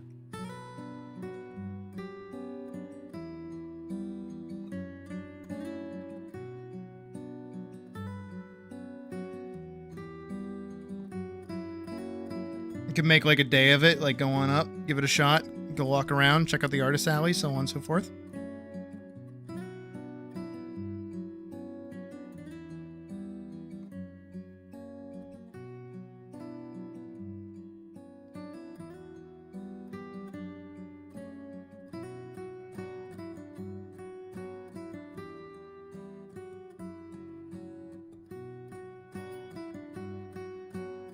And there you go, yeah. I know it's not technically the same, but I drove like an hour and then was like in commute for like 2 hours to get to To my first con. It was kind of worth it.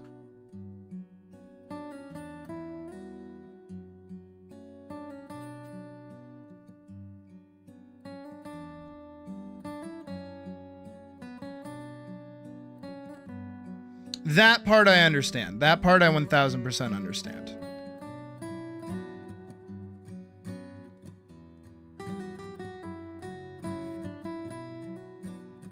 All right, not to dox you, but where is the... Which one would you rather go to and where is it?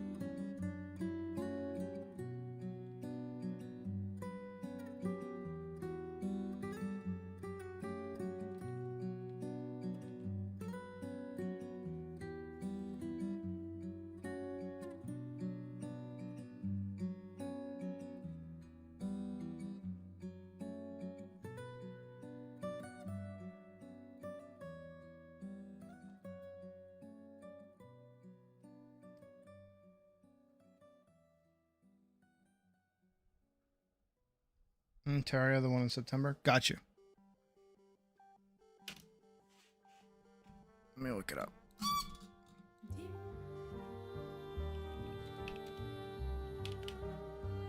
$2026 Beast Brawl Primal Fury. Damn. I could deal with that. Hotel blocks are opening soon. Okay.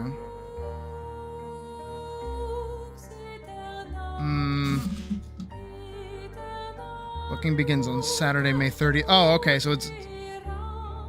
Yeah, okay, so it's already booked.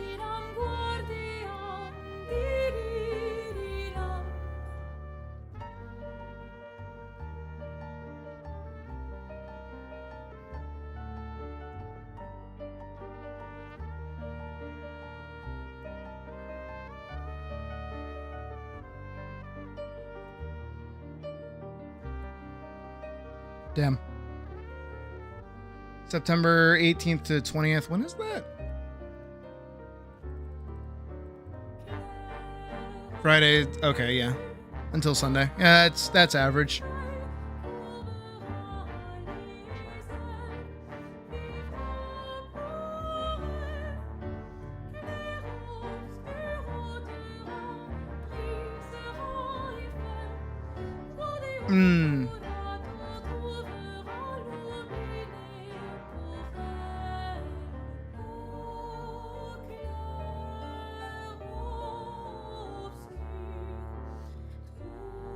Where is it? It's not really gonna be the... That... Where is it? What? What hotel is it at? Venue. Convention Center? Ontario Convention Center. Ontario Convention Center nearby airport.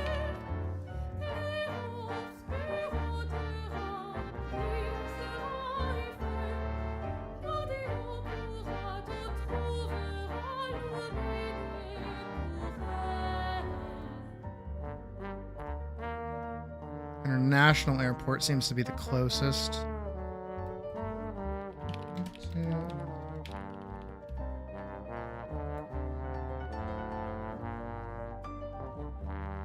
Yeah.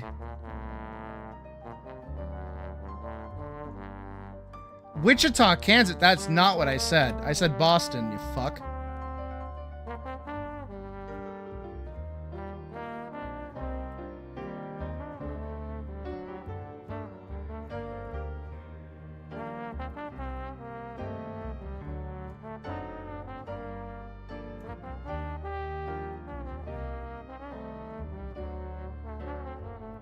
Go on, you can do it. It's Boston. We fly everywhere.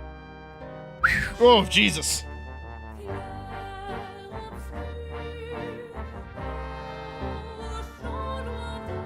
Crikey.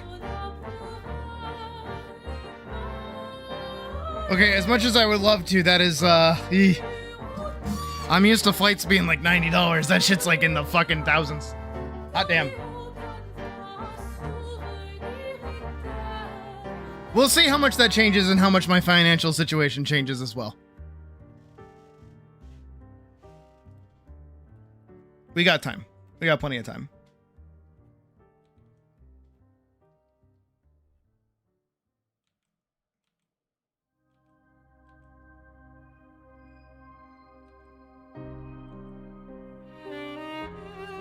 It might also be because I'm trying to buy like plane tickets like for tomorrow. So maybe it'll be lesser during September.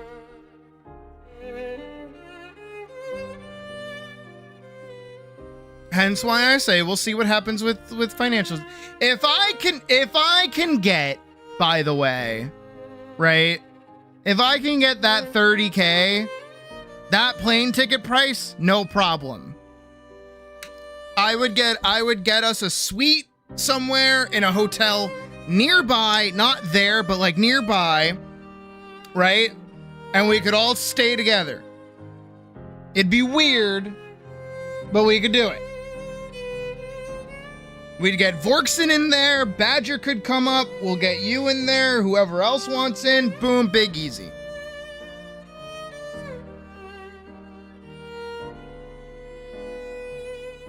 Either that one or we would do like a Pittsburgh one. We'd do either one of those. But that's if I get that 30K. If I get that 30K, oh, the things I would do.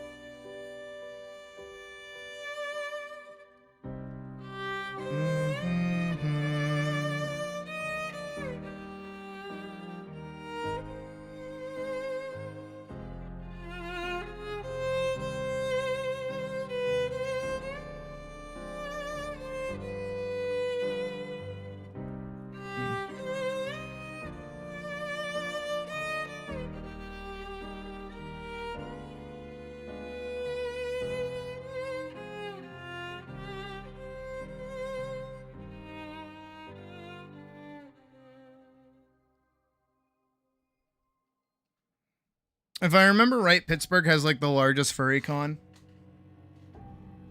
Be awesome if money wasn't a concern. Killa, what the fuck did I just say?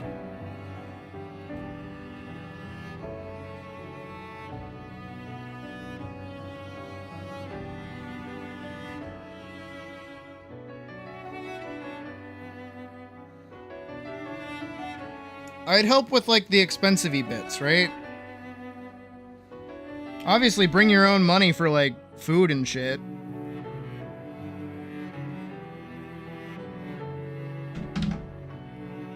Plus, with how people's schedules work, I know I couldn't bring everybody with me.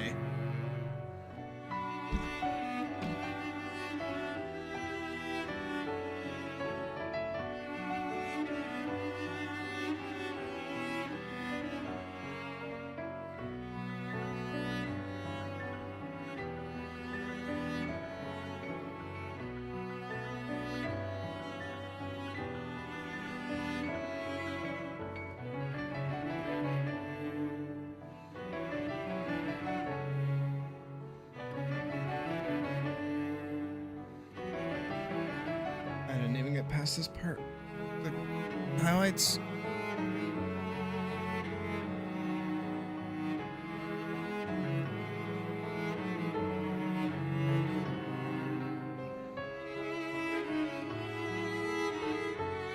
In September, it's cold.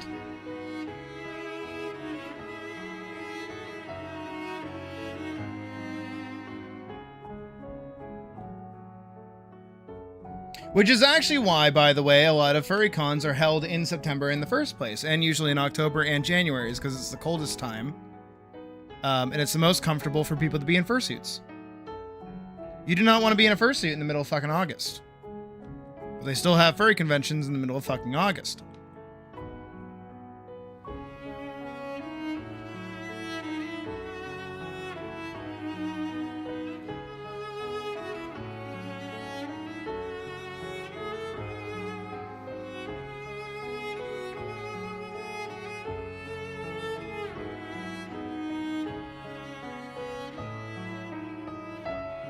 Oh, absolutely. With the way the weather's been as of late, oh yeah. Especially around like September 20th, oh yeah, big easy.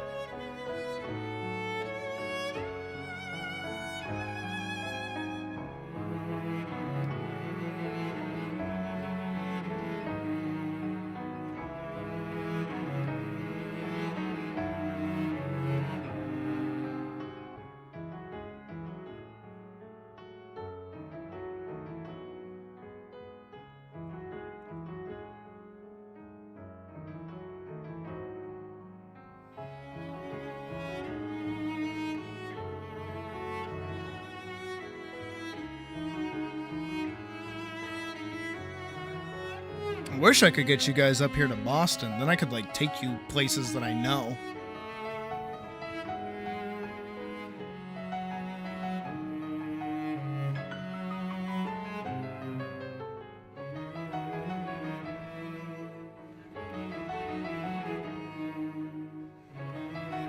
Plus, then I could just, like, let all of the strangers who I have met on the internet stay at my house.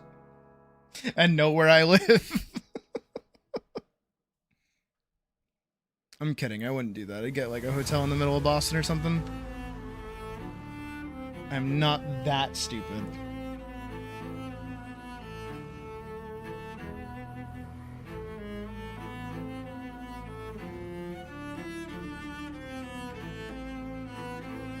A furry cruise in October? That sounds awesome. There would be so much sex on that fucking thing. Are you kidding?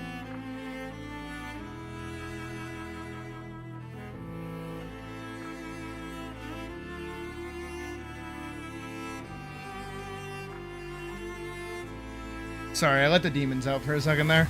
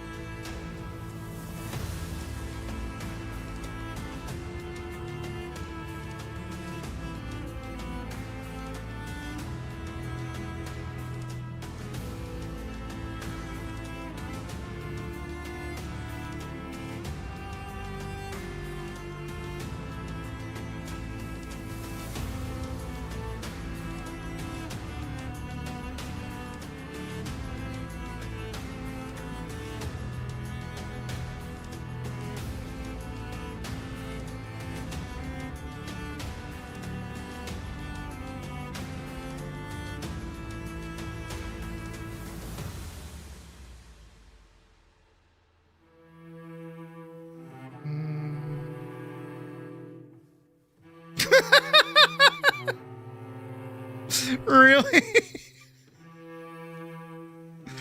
Oh, God. Apologize when I speak the truth. You know what? You got a point. You got a point. You got a point. You got a point. You got a point. Make a point.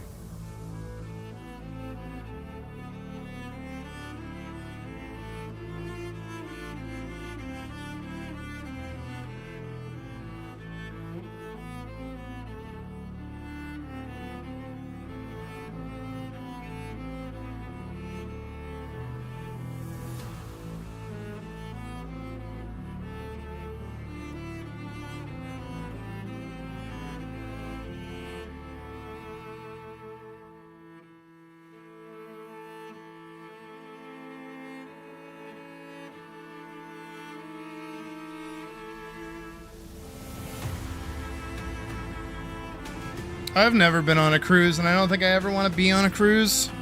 I think I get seasick. I don't know if I do or don't, but I feel like I would. I know myself well.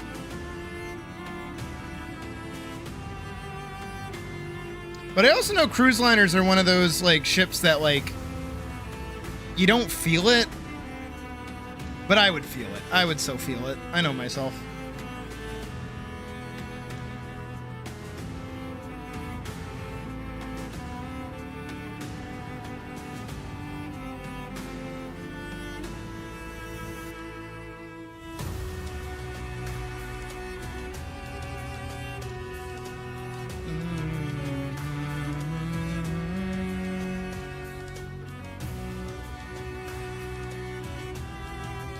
That is also fair. The boat can stay over there. Without me on it. I'm good with that.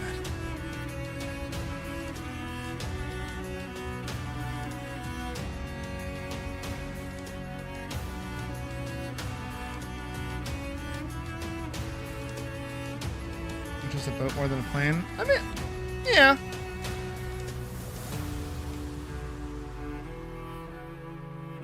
I get that. I understand that. If a plane goes down, you're dead. If a boat starts to sink, there are tinier boats. I don't sink as easily. Then you don't die from the boat.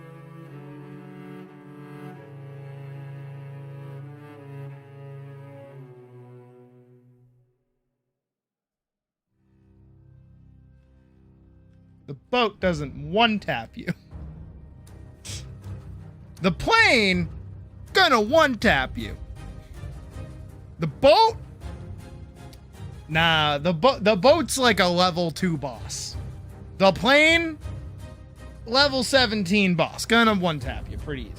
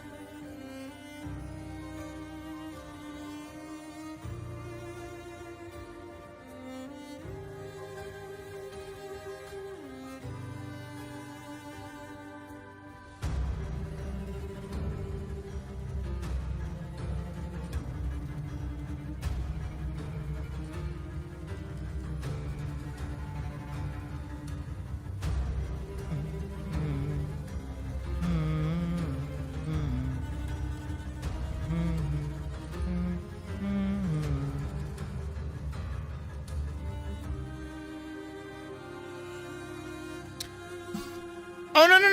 Oh, no. Oh, we in that conversation now? No, if he got on there, she would have died.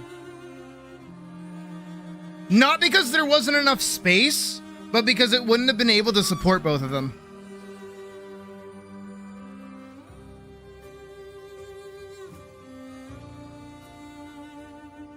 Him trying to get on the door would have caused it to teeter over. And then they wouldn't have had any, like, she would have gotten more wet and then have died.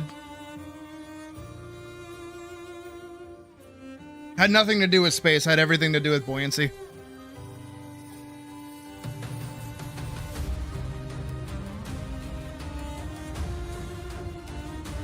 I think it was Mythbusters that did that.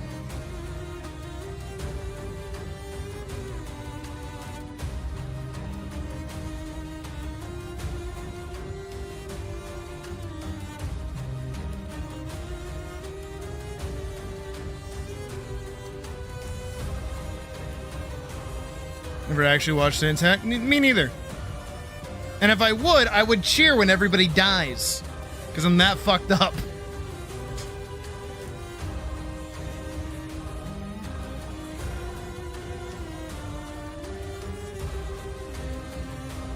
I agree. I miss Mythbusters too. It was a good show.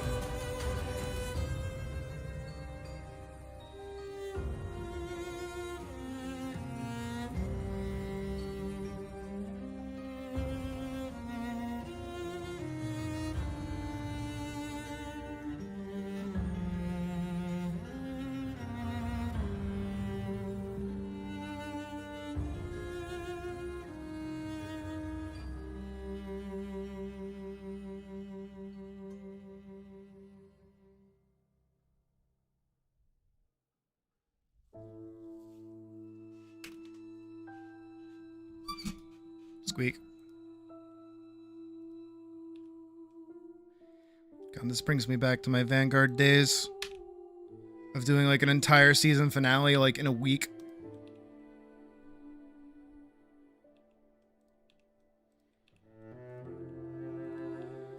Okay.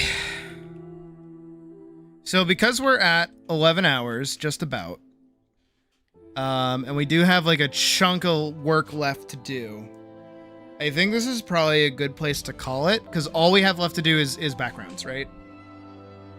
So that means tomorrow, if I do another 12-hour stream similar to today, that was very much based. What the fuck? A tough puppy mention in my chat in this day and age? What the hell? But if I do backgrounds tomorrow and we do another long ass stream just like this, right? I should be able to cut this into like an actual animated comic thing. Might be a little lazy here and there, but honestly, as long as we get some music and some basic sound effects, I think we'll be fine. And then we get that uploaded for Monday, and then Thursday I can work on cleaning up the model a little bit, get everything set up for the face. Friday we get started on our donation commissions, which is pretty rad. And then yeah, and then Monday this releases. That following Friday will be the film release. That's what I'll do. And I'll set it up as a premiere and link off to it in the in this video. So that's what I'll do then. And just for fun, before we wrap up properly, I know you guys have probably watched it a few times, but let's give it a little look-see, shall we? Make it full screen? Hell yeah. Oh, hold on. Turn that bitch up. Scoop me out of the way.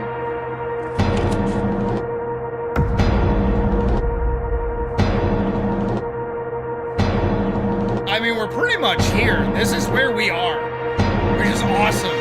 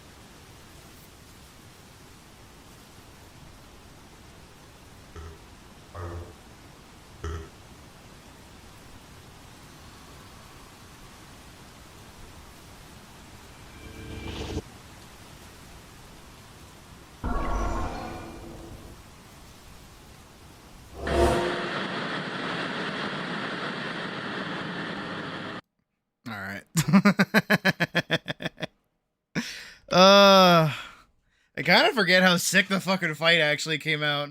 She doesn't even have like any of her abilities yet, so it's cool.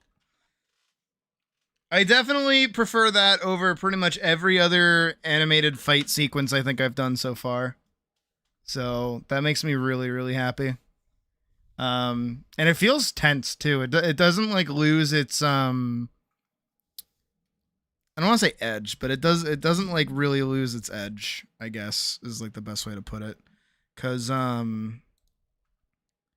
if we pull up, where is it? If we go all the way back to the before 4 times, get out of here. Like we do this one. I don't know, it's like really slow, it's really deliberate.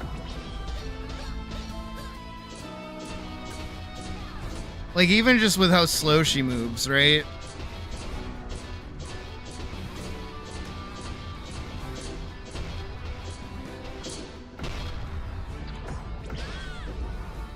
Like that versus fucking...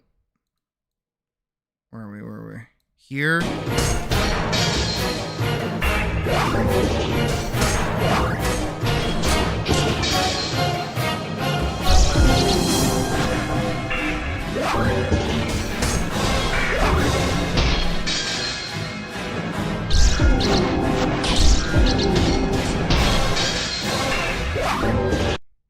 Yeah, like that's so much faster. There's like way more shit going on. And the only other one I can really think of where Elisa's no way he does it again, right? Good old run up and grab never fails me. This one technically doesn't count because it's like deliberate again, like another deliberate one. The only one I can think of is, yeah, what was after Free Night? There was an animation after Free Night that actually got made. Oh, technically Project Strider, I guess, but that was like more of a whole sequence of things. And I didn't really like how I did this end fight. I was not a big fan of this. Like, Elise got to move a lot faster, but this was like really... This didn't have as much space as it needed, so it kind of suffered from that a little bit. And also because I couldn't go back in and edit it as much as I would have liked. And then, yeah, damn, Forest of Swords is 2 years ago? Crazy. This had like a more, another deliberate take, but like you can kind of, it's kind of nuts how you can see like the evolution, right?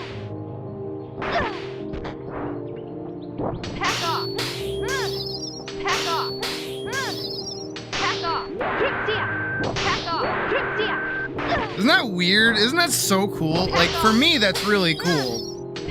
To be looking at like this that I did again 2 years ago. Go to phase 2. Go to phase 2 already. There you go.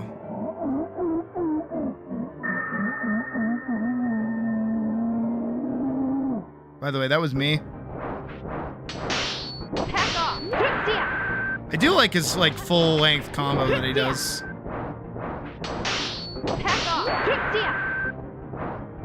And I even leaned more into the video game aspect, so I let her miss like a lot.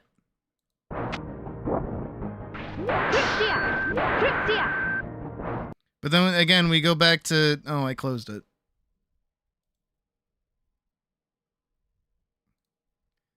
We go back to this.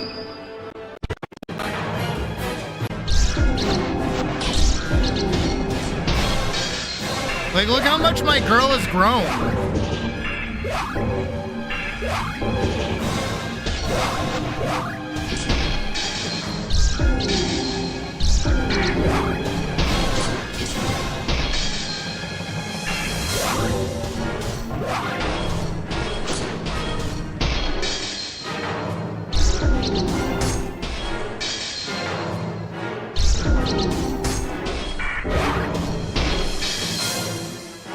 No, I agree. No, I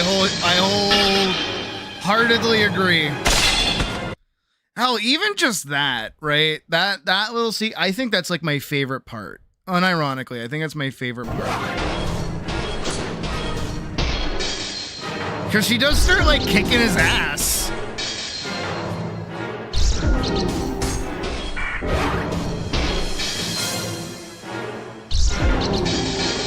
And he just gets pissed and starts smashing his sword against her. And it gets closer and closer and closer until it comes to there. Like, that's such a good fucking transition. Good job, me. At least it looks to be. Good. Okay, I'm glad. Is that intentional? No. Does it look good? Hell yeah. Really, all that's meant to be is to kind of enunciate why she can't like outright kill him, so that this is why she has to do this, right? Because I like my armor to actually be armor and like do its job. So she might be hitting him, sure, but that doesn't mean she's like actually able to like stab him or even hurt him until she gets this big opening after breaking the sword. But yeah, she is just like naturally small, so she's hitting him pretty low.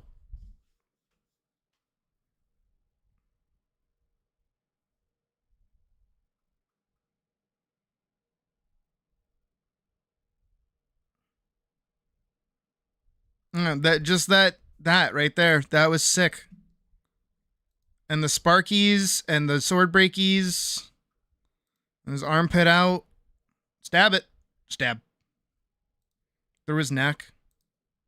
Hell yeah. That is what I'm talking about. That is such. And then also this is all just a giant reference to Sword of the Stranger. Where he's like, alright, I might have been stabbed, but I'm gonna keep fighting. Until he like literally can't. And even right here with Elise like holding her breath until he starts like actually just being completely out. No prob, ho. You have a good sleep. It's late. It's late for both of us.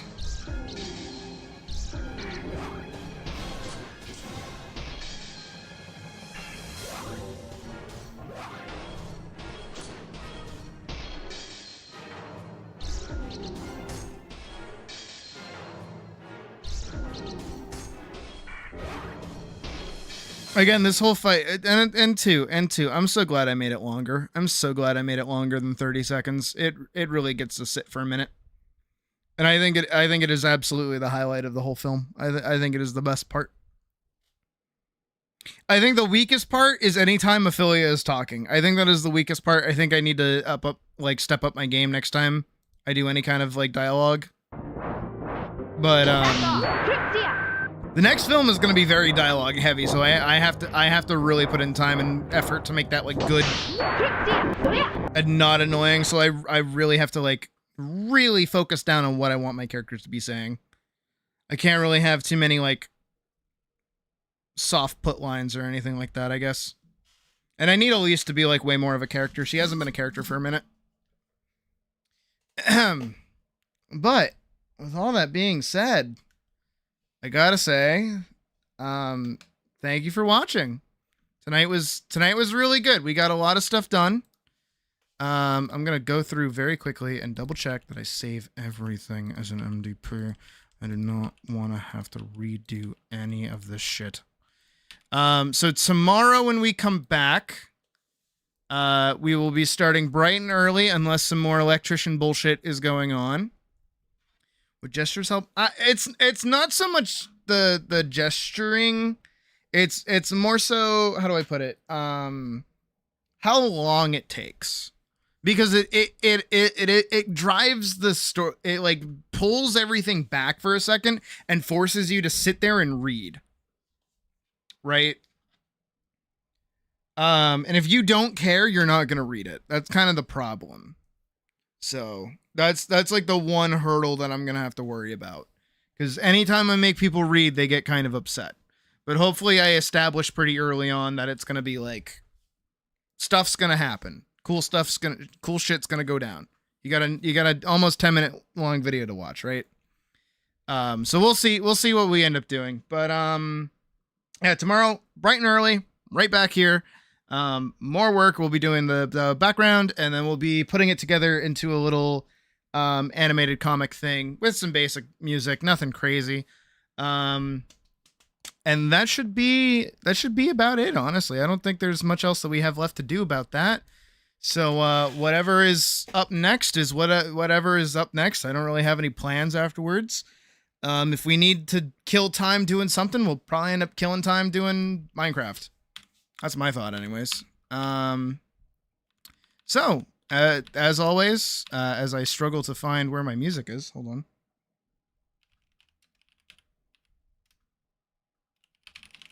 There we go. As always, I hope you guys have a good rest of your night. I will see you back here tomorrow, bright and early. Have a good night, everybody.